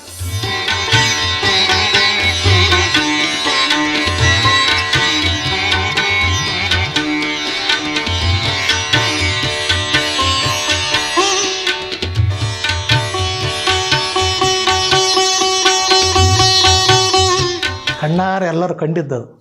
ಅದರೊಳಗೆ ಮತ್ತೊಬ್ಬರು ಜ್ಯೋತಿಷ್ಯವನ್ನು ತಾವು ಹೇಳೋರು ತಮಗೇನು ಹೇಳಬೇಕು ನೋಡ್ರಿ ಅಂತೇಳಿ ಎಲ್ಲರೂ ತೋರಿಸಿರೋರು.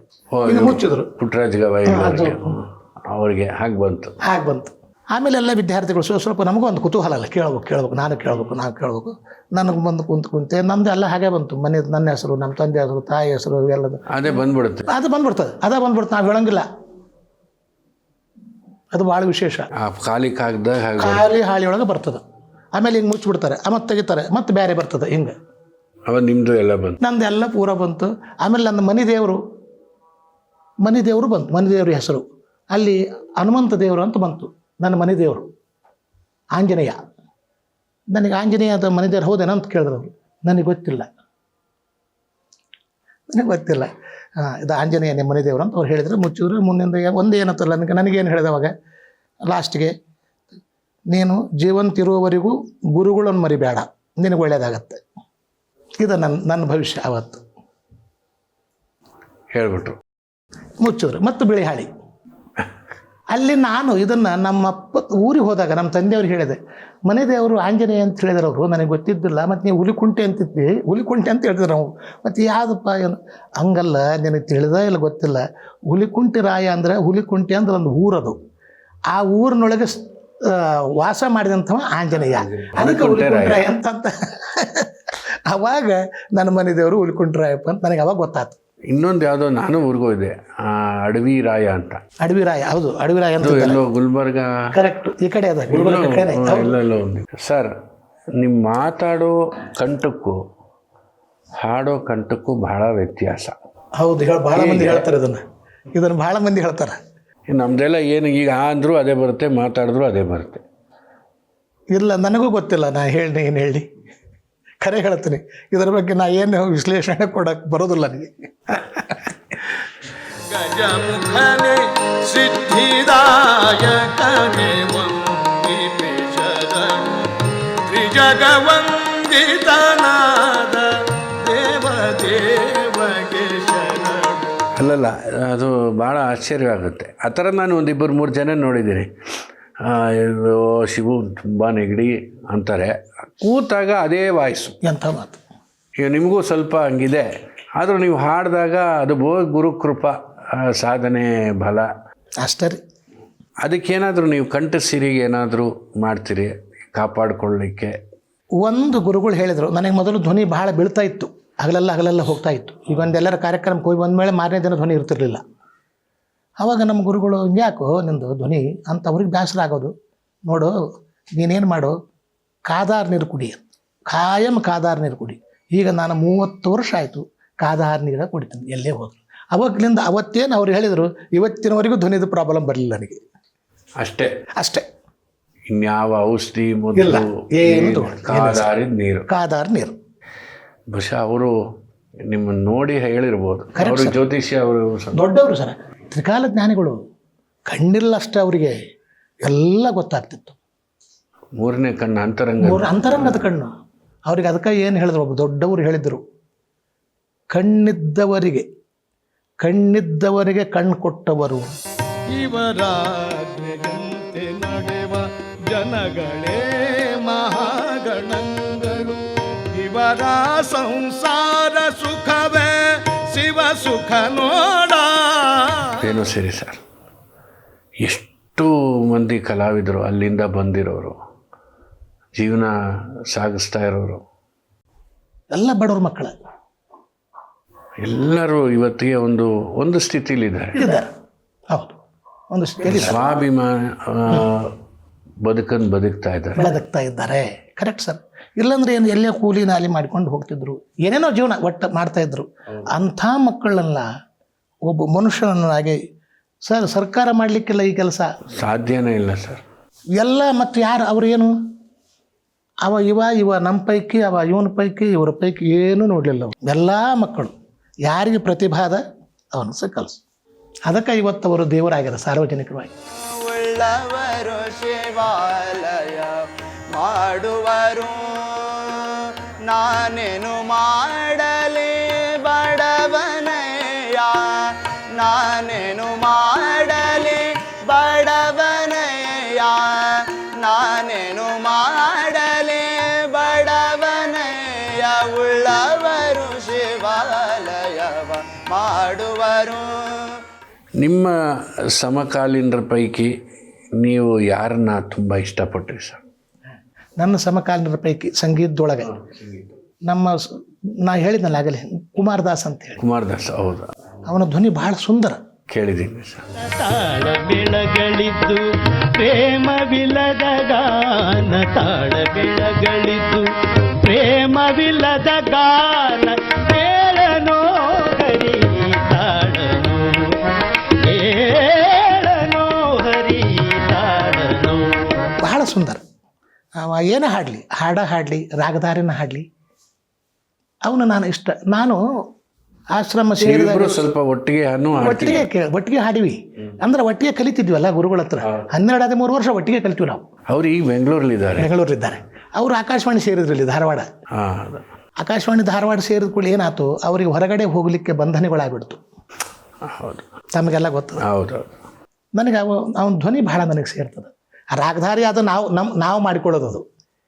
ಅದಕ್ಕೆ ಧ್ವನಿಗೆ ಈ ರಾಗವನ್ನು ಕೂಡಿಸ್ಕೊಳ್ಳೋದೇನದಲ್ಲ, ಅದು ಬಹಳ ದೊಡ್ಡ ಪ್ರಯತ್ನದ. ಧ್ವನಿ ಇರ್ತದೆ, ಧ್ವನಿ ಚಂದ ಇರ್ತದೆ, ಕೇಳೋದು ಧ್ವನಿ. ಆದರೆ ರಾಗ ಇನ್ನೊಬ್ಬ ದೊಡ್ಡ ವಿದ್ಯಾವಂತು ನಾ ಮುಂದೆ ಕುಂತು ಕೇಳಿದಾಗ ಶುದ್ಧ ಇತ್ತು ಅನ್ನಬೇಕು. ನಮ್ಮ ಗುರುಗಳು ಅದನ್ನು ಹೇಳರು. ನನಗೆ ನಮ್ಮ ಕುಮಾರದಾಸನ ಧ್ವನಿ ಭಾಳ ಸೇರ್ತದೆ. ನಾವು ಯಾವಾಗ ರೇಡಿಯೋಕ್ಕೆ ಅವನು ಹಾಡು ಬಂದ್ರೆ ನಾನು ಮುಂದೆ ಕುಂತು ಕೇಳ್ತೀನಿ. ಈ ಸಮಾನ ಪ್ರಕೃತಿಯ ರಾಗಗಳು ಸರ್, ಈಗ ಪೂರ್ಯ, ಮಾರ್ವ, ಭೂಪ್, ಶುದ್ಧ ಕಲ್ಯಾಣ್, ಮೇಘ, ಮಧುಮತ್ ಸಾರಂಗ್, ಇದನ್ನು ಹಾಡಬೇಕಾದ್ರೆ ಈಗಿನ ವಿದ್ಯಾರ್ಥಿಗಳಿಗೆ ಏನು ಒಂದು ಸಲಹೆ ಕೊಡ್ತೀನಿ ಅಂದರೆ, ಸ್ವಲ್ಪ ಈ ಕಡೆ ಹೋದರೆ ಅದು, ಆ ಕಡೆ ಹೋದರೆ ಇದು. ಹೌದು. ಆದರೆ ಅದನ್ನು ಶುದ್ಧವಾಗಿ ಹಾಗೆ ನಿಖರವಾಗಿ ಹಾಡಬೇಕು ಅಂದರೆ. ಹೌದು. ಇಲ್ಲ, ಅದು ಸರ ನಾವು ಹೇಳ್ತೀವಿ. ನಮ್ಮ ಕೂಡ ಅಭ್ಯಾಸ ಮಾಡಿದ ಮಕ್ಕಳಿಗೆ ಕಲಿಸ್ತೀವಿ. ಈ ಪೂರ್ಯ ಅಂದ್ರೆ ಹೆಂಗಿರ್ತದೆ, ಮಾರ್ವ ಅಂದ್ರೆ ಹೆಂಗಿರ್ತದೆ, ಹಾಡ್ಬೇಕಂದ್ರೆ ಅದನ್ನೊಳಗೆ ಅವರು ಹೇಳಿದ್ದನ್ನು ಬರೋಬ್ಬರಿ ಗ್ರಹಿಸಿ ಅದು ಧ್ವನಿಯೊಳಗೆ ಕೂಡೋ ಮಟ್ಟ ಅಭ್ಯಾಸ ಮಾಡಬೇಕು. ಈಗ ನಾನು ಪೂರ್ಯ ಹಾಡ್ತೀನಿ, ಪೂರ್ಯ ಹಾಡಿದ ತಕ್ಷಣ ಎಲ್ಲೋ ಒಂದು ಕಡೆ ಮಾರ್ವಾದ ಭಾಸ ಬರ್ತದೆ, ಬರಬಾರ್ದು ಅದನ್ನು. ಹೌದು. ಈಗ ಬಂತು ಅಂದ್ಕೊಳ್ಳಿ ನನಗೆ ಗೊತ್ತಾಗ್ತದೆ, ಇಲ್ಲಿ ಏನೋ ಸ್ವಲ್ಪ ಮಿಸ್ಟೇಕ್ ಆಯಿತು. ಅದನ್ನು ಮಾರನೇ ದಿನ ಅದನ್ನು ತಿದ್ದುಕೋಬೇಕು ನಾನು. ಪೂರ್ಯ, ಮಾರ್ವ, ಸೋಹನಿ, ಸೋಹನಿ 3 ಒಂದೇ ಸ್ವರಗಳು. ಅದನ್ನು ಹೆಂಗೆ ಹಾಡಬೇಕು? ಒಂದೊಂದು ಸ್ವರಗೆ ಒತ್ತೊತ್ತು ಕೊಡೋದ್ರಲ್ಲಿ ಬೇರ್ಪಡಿಸ್ಬೇಕು, ಎಲ್ಲ ಬೇರ್ಪಡಿಸು. ತಾವು ಹೇಳಿದ್ರಲ್ಲ ಹಾಗೆ, ಶುದ್ಧ ಕಲ್ಯಾಣ, ಭೂಪಾಲಿ, ದೇಸ್ಕಾರ ಇವನ್ನೇ ಗುರುಗಳು ಹೇಳ್ತಿದ್ರು. ಮೇನ್ ದೇಸ್ಕಾರ ಹೆಂಗೆ ಹಾಡಬೇಕು, ಶುದ್ಧ ಒಂದು ರಾಗಕ್ಕೆ ಸಂಬಂಧ ಇರ್ತಕ್ಕಂಥಗಳನ್ನು ರಾಗಗಳನ್ನು ಹೆಂಗೆ ಬಿಡಿಸಿ ಹೇಳಬೇಕು ಅದನ್ನು ಗುರುಗಳು ಹೇಳೋರು ನಮ್ಗೆ.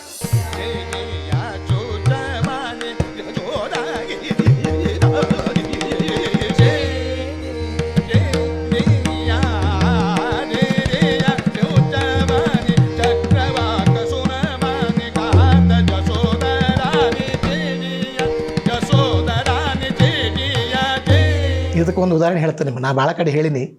ಈ 1985-86 ನಮಗೆ ಬೆಳಗಾವದೊಳಗೆ ಆರ್ಟ್ ಸರ್ಕಲ್ನವರು ಒಂದು ಇದನ್ನು ಮಾಡಿದ್ರು, ಕಾನ್ಫರೆನ್ಸ್ 3 ದಿವಸದ್ದು, ಬರೀ ಗಾಯನದ್ದು. ದಿನಕ್ಕೆ 3 ಮಂದಿ ಹಾಡೋರು, ಒಬ್ಬೊಬ್ಬರು ಒಂದೊಂದು ತಾಸು. ಅವಾಗೆಲ್ಲ ದೊಡ್ಡ ದೊಡ್ಡವ್ರು ಇದ್ರಲ್ಲಿ ಬೆಳಗಾವಕ್ಕೆ, ಕೇಳೋರು ಹಲ್ಲೋರು ದೊಡ್ಡದು, R.N. ಜೋಶಿ ಬುವ್ವ, R.K. ಬಿಜಾಪುರೆ, ಏನ್ರಿ ಭಾಳ ದೊಡ್ಡ ಜನ. ಅವಾಗ ನಂದು ಮೂರನೇ ದಿನ ಲಾಸ್ಟ್ ನಂದೇ ಇತ್ತು. 3ನೇ ದಿನಕ್ಕೆ ಕಾರ್ಯಕ್ರಮಕ್ಕೆ ಹೋದ್ವಿ, ಶುರುವಾಯಿತು ಗಾಯನ. ನಾನು ಶುರುವಿಗೆ ಯಮನ್ ಹಾಡಿದೆ ಹಾಡಿದ ಕೂಡಲೇ ಮಲ್ಕಂಸ್ ಹಾಡಿದೆ ಮುಗಿಸ್ಬಿಟ್ಟೆ. ಅಲ್ಲಿ 1 ತಾಸು ಆತಲ್ಲ, ಕಾರ್ಯಕ್ರಮ ಮುಗೀತು. ಆಮೇಲೆ ಅಲ್ಲಿ ಒಂದು R.N. ಜೋಶಿ ಬುವ್ವ ಅಂತಿದ್ರು, ಭಾಳ ಹಳಬರು ದೊಡ್ಡವರು. ವೆಂಕಟೇಶ್ ಇನ್ನೊಂದು ಸ್ವಲ್ಪ ಹಾಡು ಅಂದರು. ಮತ್ತು ಅವ್ರು ಹೇಳ್ಯಾರ ಅಂದ್ಕೊಳ್ಳಿ ಹಾಡ್ಬೇಕಲ್ಲ. ನನಗೆ ಏನು ಹಾಡ್ಬೇಕು ಯಾವ ರಾಗ ಹಾಡ್ಬೇಕು ಆಯ್ತು ಅಂಥೇಳಿ ಹಾಡಿದೆ, ಕೇದಾರ ಹಾಡಿದೆ.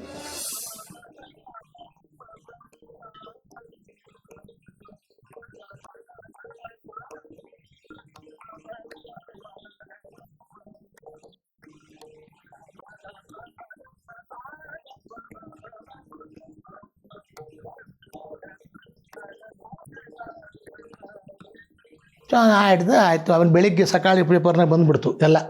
3 ದಿವಸಗಳ ಕಾರ್ಯಕ್ರಮ ಎಲ್ಲ ಚಲೋ ಆದವು. ಗಾಯಕರು ಎಲ್ಲ ಈ ರಾಗ ಹಾಡಿದ್ರು, ಈ ರಾಗ ಇವ್ರು ಹಾಡಿದ್ರು, ಇದು ಹಾಡಿದ್ರು. 3 ದಿನದ ಕಾರ್ಯಕ್ರಮದೊಳಗೆ ವೆಂಕಟೇಶ್ ಕುಮಾರನ ಗಾಯನ ಭಾಳ ಚಲೋ ಆಯ್ತು. ಆದರೆ ಯಾವ ರಾಗ ಹಾಡಿದ ಮೇಲೆ ಯಾವ ರಾಗ ಹಾಡಬೇಕು ಅನ್ನೋದು ಸ್ವಲ್ಪ ಅವಂಗೆ ಯಾಕೋ ಮಿಸ್ಟೇಕ್ ಆಯಿತು ಅಂತ ಓದಿದ್ರು. ಹಿಂಗೆ ಬರೆದಿದ್ದು ಸ್ವಚ್ಛ. ಯಾಕಂದ್ರೆ ಅದು ಮಲ್ಕಂಸ್ ಹಾಡಿದ್ಮೇಲೆ ಕೇದಾರ ಹಾಡಕ್ಕೆ ಬರೋದಿಲ್ಲ ನಮ್ಮ ಶಾಸ್ತ್ರದ ಪ್ರಕಾರ. ಮಲ್ಕಂಸ್ ಭೈರವಿ ಥಾಟ್ ಹಿಂದೂಸ್ತಾನಿಗಳು, ಇದು ಕಲ್ಯಾಣ ಥಾಟ್. ಕ್ಲಿಯರ್ ಬರೆದ್ಬಿಟ್ಟಿದ್ದ, ಚಂದ ಹಾಡಿದ. 3 ದಿನದೊಳಗೆ ಒಂದೇ ಚಲೋ ಆತು.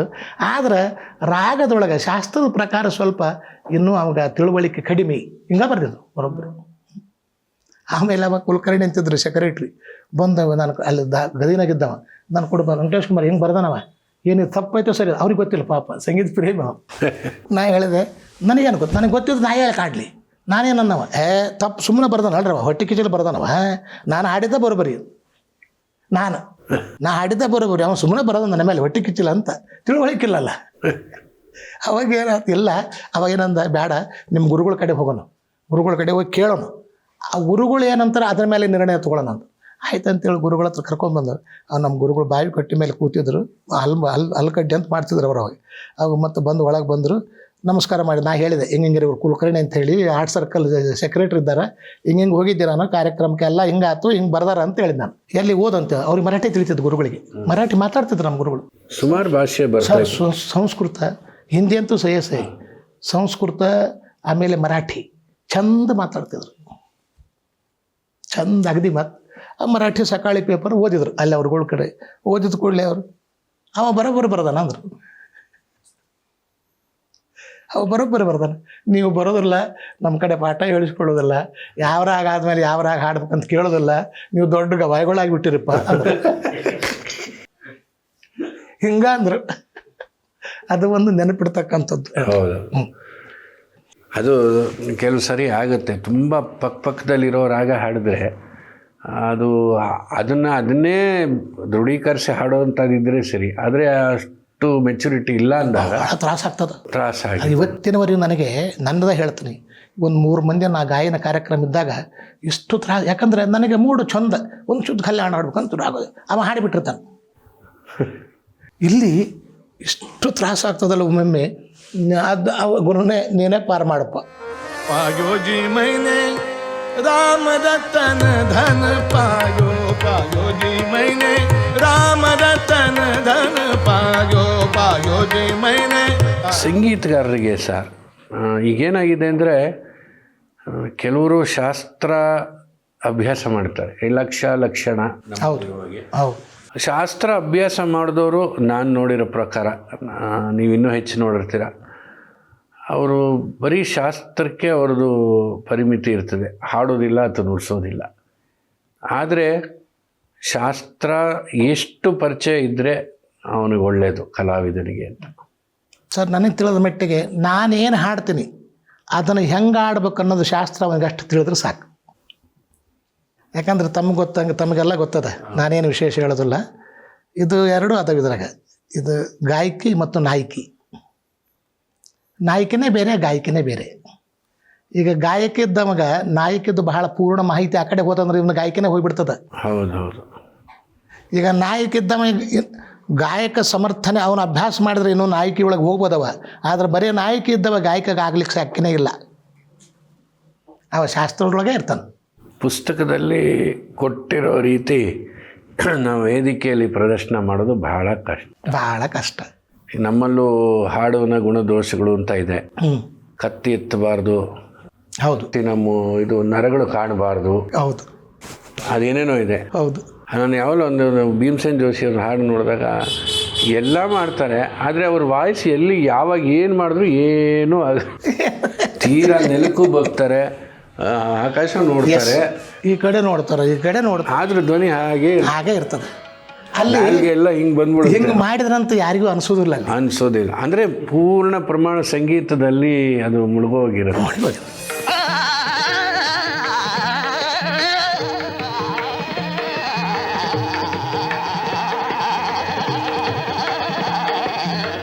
ಶಾಸ್ತ್ರ ಒಪ್ಕೊಳ್ಳೋಣ, ಇಲ್ಲಂತಲ್ಲ. ಆದರೆ ನೀವು ಬರೇ ಶಾಸ್ತ್ರಕ್ಕೆ ಒತ್ತು ಕೊಟ್ರಂದ್ರೆ ಇಲ್ಲಿ ಭಾವ ಎಲ್ಲೈತಿ? ಮನೋಧರ್ಮ ಎಲ್ಲಿ ಅಂತ ಹೇಳ್ರಿ. ಅದು ಪ್ರತಿ ಒಂದು ಸಂಗತಿ ಹಾಡಬೇಕಾದ್ರೂ ಶಾಸ್ತ್ರ ತಲೆ ಮುಂದೆ ಬರ್ತದೆ. ಈ ಸ್ವರ ಬರಬಾರ್ದು, ಇಲ್ಲಿ ಆ ಸ್ವರ ನಮ್ಮಲ್ಲಿ ನಾದಸ್ವರದವ್ರು ಇದ್ದಾರೆ ನೋಡಿ, ಚೆನ್ನಾಯ್ತಾರ ನಾದಸ್ವರದವರು. ಅವರು ಗಂಟೆಗಟ್ಟಲೆ ರಾಗಗಳ ಪ್ರಸ್ತುತಿ ಮಾಡ್ತಾರೆ. ನಮ್ಮಪ್ಪ ಹೇಳಿದ್ರು, ಅದು ಯಾಕೆ ಅಂದರೆ ಅವನಿಗೆ ಮಾಲ್ಕೋಲ್ಸ್ ಅಂದರೆ ನಮ್ಮಲ್ಲಿ ಹಿಂದೋಳ ಅಂದರೆ ಸಗಮದ ನಿಸ ಅಷ್ಟೇ, ಅವನು ಶಾಸ್ತ್ರ ನೋಡಿರಲ್ಲ, ಅದಕ್ಕೆ ಅಷ್ಟೊತ್ತು ಅವನ ರೀತಿ. Yes, correct. ನೀವು ಹೇಳ್ದಂಗೆ ಗಾಯಕಿ ನಾಯಕಿ ಅವು ಬೇರೆ ಬೇರೆ. ನಾವು ನಮ್ಮ ಸಂಗೀತದಲ್ಲಿ ಎರಡು ಇದೆ, ನಿಮ್ಗೆ ಗೊತ್ತಿರುತ್ತೆ, ನಾಯಕಿ ದರ್ಬಾರ್ ಅಂತ ಅಲ್ರಿ? ಹೌದು. ದರ್ಬಾರ್ಗೆ ಗಾ ಒತ್ತು ಕೊಟ್ರೆ ಒಂದೇ ಸ್ವರ, ನಾಯಕಿಗೆ ನೀವು ಒತ್ತು ಕೊಡಬೇಕು. ಓಹೋ. ಅಂದರೆ ಕೀರ್ತನೆ ಹಾಡುವಾಗ ಗೊತ್ತಾಗ್ಬಿಡ್ತದೆ ಇದೇ ರಾಗ ಅಂತ. ಹಾಡುವಾಗ ಒಬ್ಬರು ದೊಡ್ಡ ವಿದ್ವಾಂಸರು ದರ್ಬಾರ್ ಹಾಡ್ತಿದ್ರು, ನಾಯಕಿ ಬಂದ್ಬಿಡ್ತು, ನೀವು ಹೇಳ್ದಂಗೆ ನುಸುಲ್ಬಿಡ್ತು. ಅದು ತಮಿಳ್ನಾಡಿನ ಘಟನೆ. ಯಾರೋ ಅವಾಗಿರ್ತಾರಲ್ಲ ಅಂದು ಎಲ್ಲ ತಿಳಿದಿರೋರು, ನಾಯಕಿ ಬಂದ್ಬಿಡ್ತು, ಕೂತ್ಕೋ, ನಾಯಕಿ ಇಲ್ಲದೆ ಇರೋ ದರ್ಬಾರ್ ಏನು ಚೆನ್ನಾಗಿರುತ್ತೆ, ಸುಮ್ಮನೆ ಕ್ಯಾ ಬಾತ್ ಹೈ ವಾಹ್. ಇಲ್ಲ, ಅವ ಕರೆ ಗಾಯಕ ಅಂತಂದ್ರೆ ಅಡ್ಡಿಲ್ಲ ಅವಾಗ. ನಾಯಕಿ ಇಲ್ಲದ ದರ್ಬಾರ್ ಎನ್ನಾತಿಕೆಯ ಅಂದರೆ ರಾಣಿ ಇಲ್ಲದೆ ಇರೋ ದರ್ಬಾರು ಅಂತ ಮಾತ್ರ. ಇದನ್ನ ತಾವು ಹೇಳ್ದಂಗೆ ಕೆಲವರು ಬರೀ ಈ ನಾಯಕಿ ನೋಡರೆ, ಬರೀ ನಾಯಕಿ ನೋಡರೆ ಬರೀ ಅಲ್ಲಪ್ಪ. ನೀವು ಸಂಗೀತದು ಈಗ 10 ಮಂದಿ ಕೂತಿರ್ತಾರೆ, 10 ಮಂದಿ ಅವ್ರಿಗೆ ಖುಷಿ ಆಗಬೇಕು. ಆದರೆ ಅವ್ರು ಖುಷಿ ಆಗ್ಬೇಕಂತೇಳಿ ಏನು ಬೇಕಾದ್ರೆ ಆಗ ಹಾಡೋದಲ್ಲ, ಅದು ಅಲ್ಲ. ಆ ಇತಿಮಿತಿಯಲ್ಲಿ ನಿಮಗೆ ಶಾಸ್ತ್ರ ಎಷ್ಟು ಬೇಕು ಅಷ್ಟು ಉಪಯೋಗ ಮಾಡಿಕೊಂಡು ಅಲ್ಲಿ ನೋಡಿ ಹಾಡಿಬಿಟ್ರೆ ಸಾಕಲ್ಲ. ಇಲ್ಲಾಂದ್ರೆ ಸಂಗೀತ ಬೆಳೆಯೋದೂ ಇಲ್ಲ. ಹೌದು. ಮೊದಲೇ ಶಾಸ್ತ್ರೀಯ ಸಂಗೀತ ಅಂದರೆ ಮೂಗು ತಿರ್ಸೋರು ಇರ್ತಾರೆ ಏನ್ರಿ? ನಿಮಗೆ ಯಾವತ್ತೂ ಸಿನಿಮಾದಲ್ಲಿ ಹಾಡೋ ಅವಕಾಶ ಬರಲಿಲ್ವ ಸರ್? ಬಂದಿತ್ತು ಸರ್. ಪುಟ್ಟರಾಜ ಗವಾಯಿಗಳು ನಮ್ಮ ಗುರುಗಳು ಪಂಚಾಕ್ಷರ ಗವಾಯಿಗಳು ಬಂದಿತ್ತು.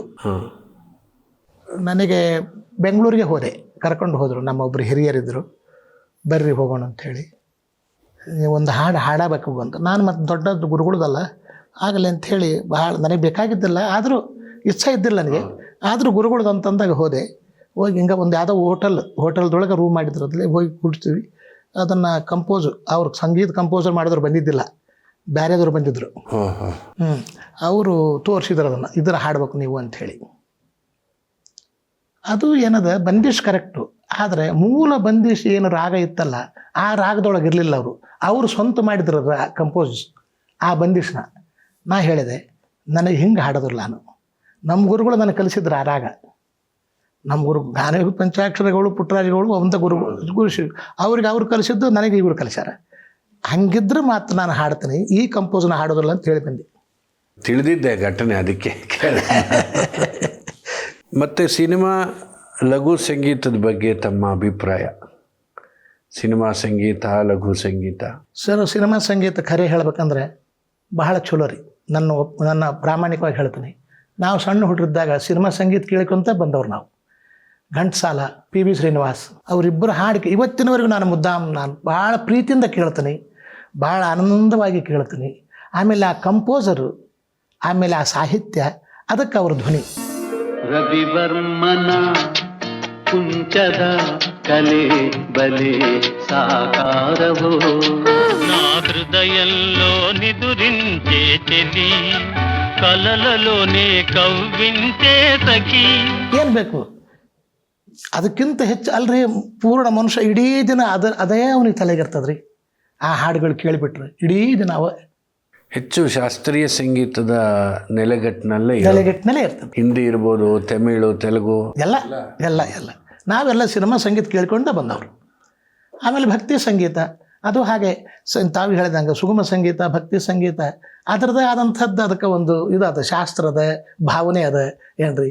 ಅವನ್ನೆಲ್ಲ ಸಾಹಿತ್ಯ ಅರ್ಥ ಮಾಡಿಕೊಂಡು ಏನ್ರಿ ಅದನ್ನು ಅಲ್ಲ. ನಿಮ್ಗೇನು ಹೇಳ್ಬೇಕು, ಹಾಡೆ ಯಾವುದೇ ಇದ್ರೂ ಹಾಡೆ, ಅದು ಸ್ವರದಾಗ ತಾಳದಾಗಿದ್ರು ಹಾಡೆ.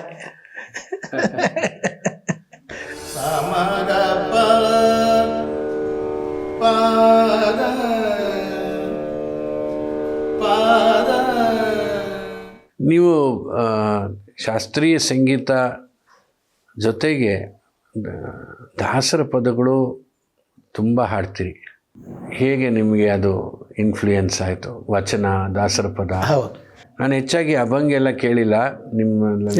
ಕಡಿಮೆ. ಈಗ ಟುಮ್ರಿ ಹಾಡ್ತೀರಿ, ಬಟ್ ಟಪ್ಪ ಎಲ್ಲ ಸ್ವಲ್ಪ ಕಡಿಮೆನೆ. ಹೌದು, ಕರೆಕ್ಟ್. ಅಂದರೆ ಹಾಡೋಕ್ಕಾಗೋದಿಲ್ಲ ಅಂತಲ್ಲ, ಹಾಡೋದು ಅಭ್ಯಾಸ ಕಡಿಮೆ. ಹೇಗೆ ದಾಸರ ಪದಗಳು?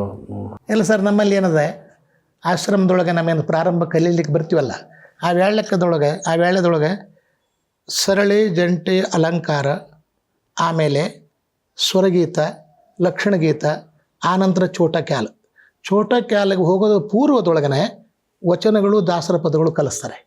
ರಾಗದೊಂದು ಆಶ್ರಮದ ನಿಯಮ ಅಲ್ಲ, ಆಶ್ರಮದೊಳಗೆ ವಚನಗಳು ಮತ್ತು ದಾಸರ ಪದ ಅಲ್ಲಿಂದನೂ ಶುರುವಾತು ನಾವು ಕಲಿಯೋದು. ಆವಾಗ ಹಾಡ್ತಿದ್ವಿ ನಾವು.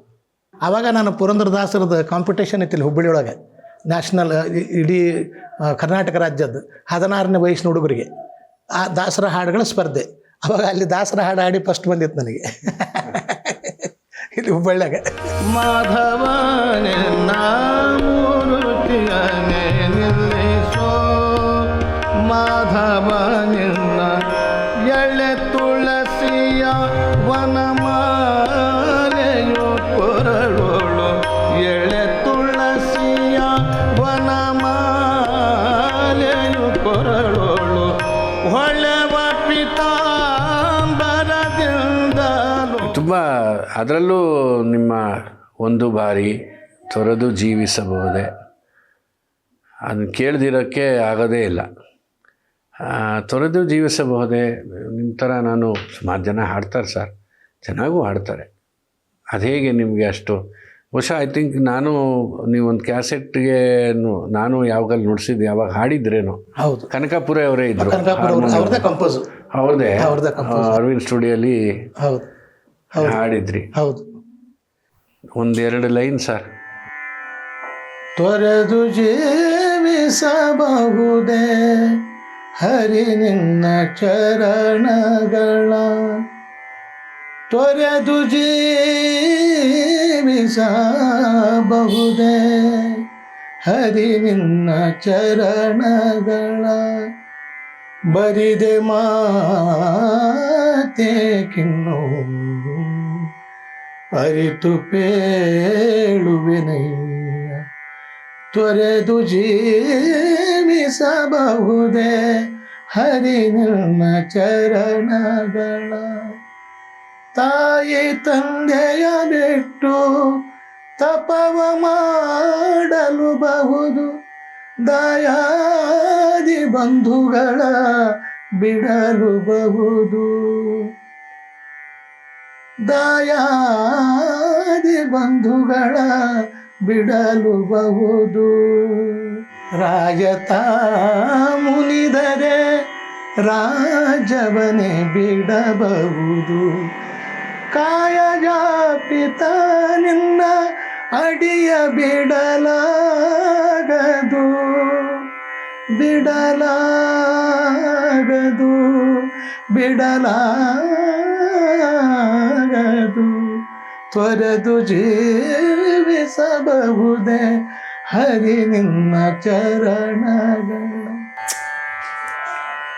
ಇದನ್ನು ಕೇಳದೆ ನಾವು ತೊರೆಯೋದಕ್ಕೆ ಆಗೋದೇ ಇಲ್ಲ ಸರ್. ಎಲ್ಲ ಕಡೆ ಕೇಳ್ತಾರೆ ಇದನ್ನು ಮಂದಿ. ಅಲ್ಲಲ್ಲ, ಅದು ಯಾಕೆ ಕೇಳ್ತಾರೆ ಅಂದರೆ ಹಾಗಿರ್ತದೆ. ನೀವು ಹೋದ ವರ್ಷ ನಾವು ಕಲ್ಕತ್ತಾದಲ್ಲಿ ಹಾಡಿದ್ರಲ್ಲ ಚೌಧರಿ, ಅವಾಗ ನಾನೇ ಹೇಳಿ ಹಾಡಿಸಿದ್ದು, ಅವ್ರಿಗೆ ತುಂಬ ಖುಷಿ ಆಗೋಯ್ತು. ಬರೋಬ್ಬರಿ ಸರ್. ಸಂದರ್ಶನ ಮುಗ್ಸೋಕ್ಕೆ ಮುಂಚೆ ಹ್ಞೂ ರೀ, ಒಂದು ಸಣ್ಣ ಆಲಾಪ್ ಸರ್ ಯಾವುದಾದ್ರು. ಹ್ಞೂ ರೀ.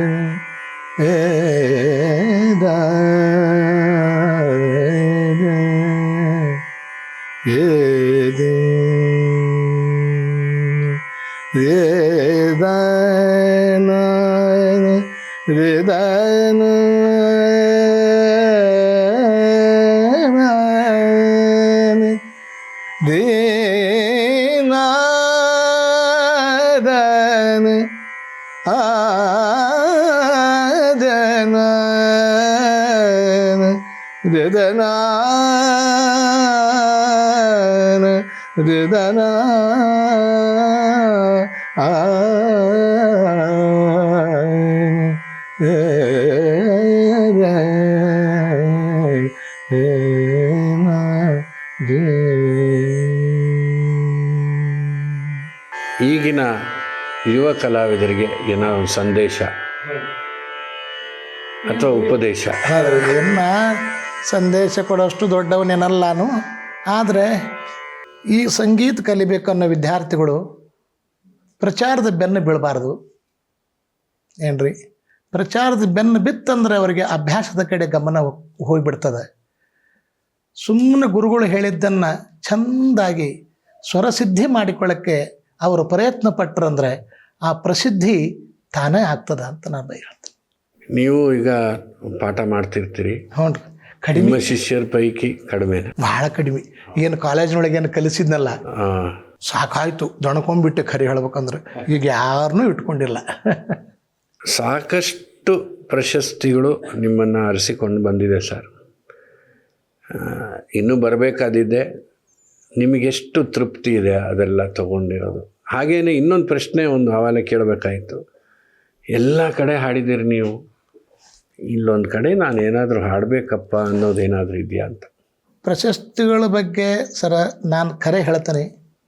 ಏನು ಗುರುಗಳ ಕೃಪಾ ವಿಶೇಷದಿಂದ ಏನು ಬರ್ತದೆ ಅದನ್ನು ಸ್ವೀಕಾರ ಮಾಡ್ತೇನೆ. ಗುರುಗಳು ಏನು ಹೇಳಿದರು, ನೀವು ಅದರ ಬೆನ್ನು ಹತ್ತಬೇಡ್ರಪ್ಪ, ಆದರೆ ಅದು ಬಂದಿದ್ದನ್ನು ಬಿಡಬೇಡ್ರಿ, ಧಿಕ್ಕರ ಮಾಡಬೇಡ್ರಿ, ಧಿಕ್ಕರಿಸ್ಬೇಡ್ರಿ. ಯಾವುದೇ ಬಂದರೂ ಅದನ್ನು ಸ್ವೀಕಾರ ಮಾಡಿರಿ, ಆದರೆ ನೀವಾಗಿ ಅದ್ರ ಹಿಂದೆ ಹೋಗಬೇಡ್ರಿ. ಬರ್ತದೆ, ನಿಮ್ಮ ಅಭ್ಯಾಸದ ಕಡೆ ಲಕ್ಷ್ಯ ಕೊಡ್ರಿ, ಅಭ್ಯಾಸ ಮಾಡಿರಿ. ಅದನ್ನೇ ಹೇಳೋರು ನಮ್ಮ ಗುರುಗಳು. ಅದನ್ನು ಇವತ್ತಿನವರೆಗೂ ನಾನು, ಯಾಕಂದ್ರೆ ನಮಗೆ ಅವರ ವೇದವಾಕ್ಯ, ಗುರುಗಳೇ ನಮಗೆ ವೇದವಾಕ್ಯ, ಅವರೇ ದೇವರು. ಅದನ್ನು ನಂಬ್ಕೊಂಡು ಬಂದಿದ್ದೀವಿ. ಅದರ ಪ್ರಕಾರ ಇವತ್ತಿನವರೆಗೂ ನಡೀತೀವಿ. ಏನು ಬಂದರೆ ಸ್ವೀಕಾರ ಮಾಡೋದು, ಇಲ್ಲಂದ್ರೆ ಸಂತೋಷವಾಗಿರೋದು, ಅಭ್ಯಾಸ ಮಾಡೋದು. ಇನ್ನೂ ಕೆಲವು ಜಾಗ ನಾನು ಗುರುಗಳ ಕೃಪಾದಿಂದ ಭಾಳಷ್ಟು ಕಡೆ ಹೋಗಿನಿ, ಹಾಡಿನಿ. ತಾನ್ಸೇನ್ ಫೆಸ್ಟಿವಲ್ ಹಾಡಿನಿ, ಏನ್ರಿ, ಕಾಳಿದಾಸ್ ಸಮಾರೋಹದೊಳಗೂ ಹಾಡಿನಿ, ಆಮೇಲೆ ITC ಕಾನ್ಫರೆನ್ಸ್ದೊಳಗೆ ಹಾಡಿನಿ. ಗುರುಗಳ ಆಶೀರ್ವಾದದಿಂದ ಏನು ಮೂಲ ಹಿಂದೂಸ್ತಾನದೊಳಗೆ ಮೂಲ ಪ್ರತಿಷ್ಠಿತ ಇದಾದವಲ್ಲ ಸಭಾಗಳು, ಅಲ್ಲೆಲ್ಲ ಹಾಡಿನಿ. ನನಗೊಂದು ತ್ಯಾಗರಾಜ ಸಂಗೀತೋತ್ಸವದೊಳಗೆ ಹಾಡ್ಬೇಕಂತ ಆಸೆ ಅದು. ತಿರುವಯ್ಯ ನಮ್ಮ ಸಂಗೀತೋತ್ಸವದಲ್ಲಿ ಹಾಡಿದ್ರಿ, ಅದು ತ್ಯಾಗರಾಜೋತ್ಸವ. ಆದರೆ ತಿರುವಯ್ಯಾರ್ನಲ್ಲಿ ತಿರುವಯ್ಯಾರಲ್ಲಿ ಹಾಡಬೇಕು ಅಂತ ನನಗೆ ಒಮ್ಮೊಮ್ಮೆ ಯಾವಾಗಾರ ತಲೆಯೊಳಗೆ ಬರ್ತಿರ್ತದೆ. ಅದೇನು ಗೊತ್ತಿಲ್ಲ ನನಗೆ. ಹೇಳ್ರಿ, ಯಾವಾಗಾರೊಮ್ಮೆ ಅಲ್ಲಿ ಹಾಡಿಲ್ಲ, ನಾನು ಸೇವೆ ಆಗಿಲ್ಲ, ಅದು ಏನದು ಗೊತ್ತಿಲ್ಲ. ನೋಡೋಣ, ಏನು ಗುರುಗಳ ಕೃಪೆ ಇತ್ತಂದ್ರೆ ಆಗ್ಬೋದು. ನಿಮ್ಮಲ್ಲಿ ಹಾಡಿವಲ್ಲ? ಹಾಂ, ನಮ್ಮಲ್ಲಿ ನಿಮ್ಮ ಹಾಡಿವಿ, ಅದು ಅವರ ಹೆಸರಲ್ಲೇ ಹಾಡಿವಿ. ಅದೇ ಅಲ್ಲಿಂದನೇ ಅಮೌಂಟ್ ತಂದು ಅಲ್ಲೂ ಪ್ರತಿಷ್ಠೆ ಆಗಿರೋದು. ಆದರೆ ಇಲ್ಲಿ 3 ದಿನ ಮಾಡ್ತಾರೆ ಅವರು, ಜನವರಿನಾಗೆ ಮಾಡೋದು. ಹೆಚ್ಚಾಗಲ್ಲ, ಪೂರ್ತಿ ತ್ಯಾಗರಾಜರ ಕೀರ್ತನೆಗಳನ್ನೇ ಹಾಡ್ತಾರೆ. ಬಟ್ ಬೇರೆ ಹಾಡಬಾರ್ದು ಅಂತ ಏನಿಲ್ಲ. ಆದರೆ ನಾನು ಹಂಗೇನಾರು ಪ್ರಸಂಗ ಬಂತಂದ್ರೆ, ಈಗ ನಿಮ್ಮ ಕಡೆಯಿಂದ ಅಥವಾ ಬೇರೆ ಬಲ್ಲರ ಕಡೆಯಿಂದ ಅಥವಾ ನಮ್ಮ ಗುರುಗಳು ಇದ್ದಾವೆ ಕೆಲವು, ಅವನು ತ್ಯಾಗರಾಜರ ಕೃತಿಗಳನ್ನು ತಯಾರು ಮಾಡಿಕೊಂಡು ಹೋಗಿ ಹಾಡಿ ಬರ್ತೀನಿ. ಇನ್ನೇನು ಅದಕ್ಕಿಂತ ಶೀಘ್ರದಲ್ಲೇ ಆಗಿಬಿಡುತ್ತೆ ಬಿಡಿ. ನನಗೆ ಗುರುಗಳು ಆಸೆ ಇವೆಲ್ಲ, ನಮ್ಮ ಗುರುಗಳ ಆಸೆ ಕರೆ ಹೇಳಬೇಕು. ಅವರು ಕರ್ನಾಟಕ ಸಂಗೀತ ಬಹಳ ಪೂಜ್ಯದಿಂದ ನೋಡ್ತಿದ್ರು. ಹಿಂದೂಸ್ತಾನಿ ಬೇಡ ಅಂತಿದ್ರು. ಅಬ್ದುಲ್ ಕರೀಂ ಖಾನ್ ಅವರು ಒಂದು ಹಾಡಿದ್ದಾರೆ ಕರರ ಪ್ರಿಯದಲ್ಲಿ, ರಾಮನಿ ಸಮಾನವೇ, ಅವ್ರ ಶೈಲಿಲಿ ಹಾಡಿದ್ದಾರೆ. ಸಾಹಿತ್ಯ ಆಗಿದ್ರು ತುಂಬ ಚೆನ್ನಾಗಿದೆ. ನನಗೂ ಒಂದು ಆಸೆ ಅದು. ಹಾಗೆ ಏನಾರ ಅಂತ ಬಂತಂದ್ರೆ ಅವನ್ನ ತ್ಯಾಗರಾಜರ ಅವನ ಕೃತಿಗಳನ್ನು ಅಭ್ಯಾಸ ಮಾಡಿಕೊಂಡು ಹಾಡಬೇಕು. ಅಯ್ಯೇ 20 ನಿಮಿಷ ಆಗಲಿ. ಯಾವಾಗಲೂ ಎಲ್ರಿಗೂ ಸಂಗೀತಗಾರ ಕೇಳುವಂಥ ಪ್ರಶ್ನೆ, ಆಕಾಶವಾಣಿಯ ನಿಮ್ಮ ಅನುಭವ. ನೋಡ್ರಿ, ಏಕೆಂದರೆ ಒಂದು ಕಾಲದಲ್ಲಿ ಆಕಾಶವಾಣಿಲಿ ಹಾಡೋದು ಅಂದ್ರೇ ಒಂದು ದೊಡ್ಡ ಒಂದಿದು. ಹಾಗೆ ಇತ್ತು ಅದು. ಹೌದು, ಎಲ್ರಿಗೂ ಒಂದು ಅವಕಾಶ, 3 ತಿಂಗಳಿಗೆ ಒಂದೊಂದು ಅವಕಾಶ ಬರ್ತಾ ಇತ್ತು. ಹೌದು. ನಿಮ್ಮ ಅನುಭವ ಸರ್, ತಾವು ಹೇಳಿದ್ದ ಖರೆ. ತಾವು ಹೇಳಿದ ಅನುಭವನೇ ನನ್ನ ಅನುಭವ. ಯಾಕಂದ್ರೆ 3 ತಿಂಗಳಿಗೊಮ್ಮೆ ಹಾಡಬೇಕಿತ್ತವ. ಅದರ ಸಂಬಂಧ ಆದರೆ ಅಭ್ಯಾಸ ಮಾಡಬೇಕಿತ್ತು.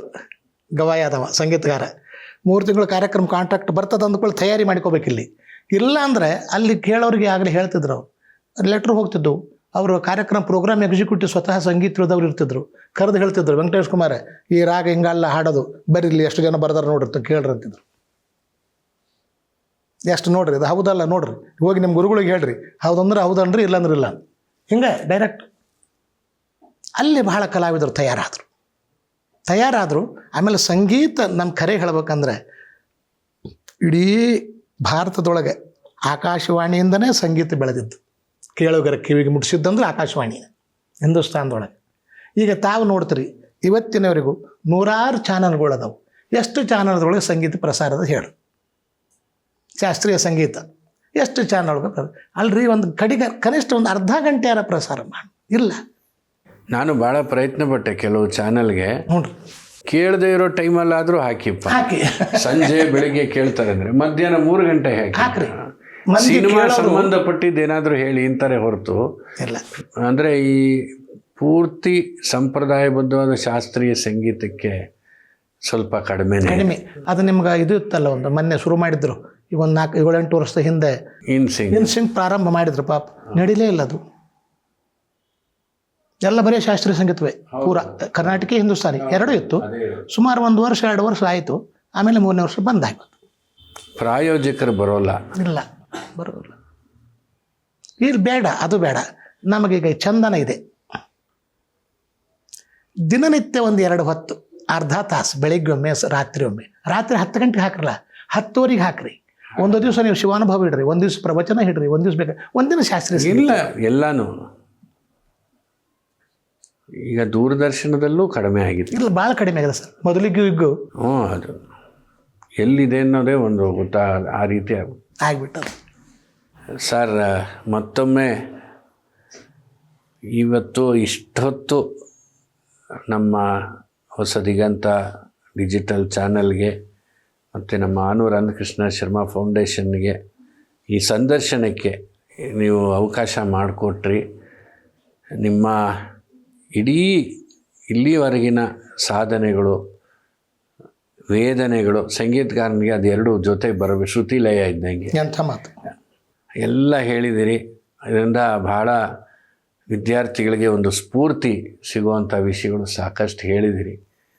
ಮತ್ತೊಮ್ಮೆ ನಿಮಗೆ ನಾವು 2 ಸಂಸ್ಥೆಗಳ ಪರವಾಗಿ ಹೃತ್ಪೂರ್ವಕವಾದ ವಂದನೆಗಳನ್ನು ತಿಳಿಸ್ತೀವಿ ಸರ್. ತಮಗೆ ತಾವು ಅನಂತಕೃಷ್ಣ ಶರ್ಮಾ ನಿಮ್ಮ ಹೆಸರು ಕೇಳಿದವರೇ ಇಲ್ಲ ಹಿಂದೂಸ್ತಾನದೊಳಗೆ. ಇಲ್ಲ ಸರ್, ಇಲ್ಲ ಅಲ್ಲ, ಇಲ್ಲ ಅಂತ ಹೇಳ್ತನಲ್ಲ ನಾನು, ಕೇಳಿದವರೇ ಇಲ್ಲ, ಎಲ್ಲರೂ ಕೇಳಿದವರೇ ಉಂಟು. ಆದರೂ ನನಗೆ ಒಂದು ಸಂತೋಷ ವೈಯಕ್ತಿಕವಾಗಿ, ತಾವು ನಮ್ಮ ಮನೆಗೆ ಬಂದಾರಲ್ಲ ಅದ ಬಹಳ ಸಂತೋಷ. ಸತ್ಯ ಹೇಳ್ತೀನಿ, ಇದು ಒಂದು ನೆನಪಿಡ್ತಕ್ಕಂಥ ದಿನ. ಇದು ನಮ್ಮ ಜೀವನದೊಳಗೆ ಒಂದು ಸತ್ಯ ಹೇಳ್ತೀನಿ, ನೆನಪಿಡ್ತಕ್ಕಂಥ ದಿನ. ಬಹಳ ಸಂತೋಷ ಆಗಿದೆ. ಗುರುಗಳು ತಮಗೆ ಎಲ್ಲವನ್ನೂ ಕರುಣಿಸಲಿ. ಅವರ ಮಹಾತ್ಮರು ಅಲ್ಲಿ ಸೇವೆ ಮಾಡಿರಿ ನೀವು, ಮತ್ತು ನೀವು ಸಂಸ್ಕಾರವಂತರಿದ್ದೀರಿ. ಅದೇನೇ ವಿಶೇಷವಾಗಿ ಹೇಳೋದು ಬೇಕಾಗಿಲ್ಲ, ಅಲ್ಲಿಗೆ ಹೋಗ್ತಾ ಇದ್ದೀನಿ. ಅದನ್ನೇ ಗುರುಗಳ ಹತ್ರ ಪ್ರಾರ್ಥನೆ. ನಿಮ್ಮ ವಿಷಯ ಅಲ್ಲೂ ಬರುತ್ತೆ. Thank you sir, thank you, ನಮಸ್ಕಾರ.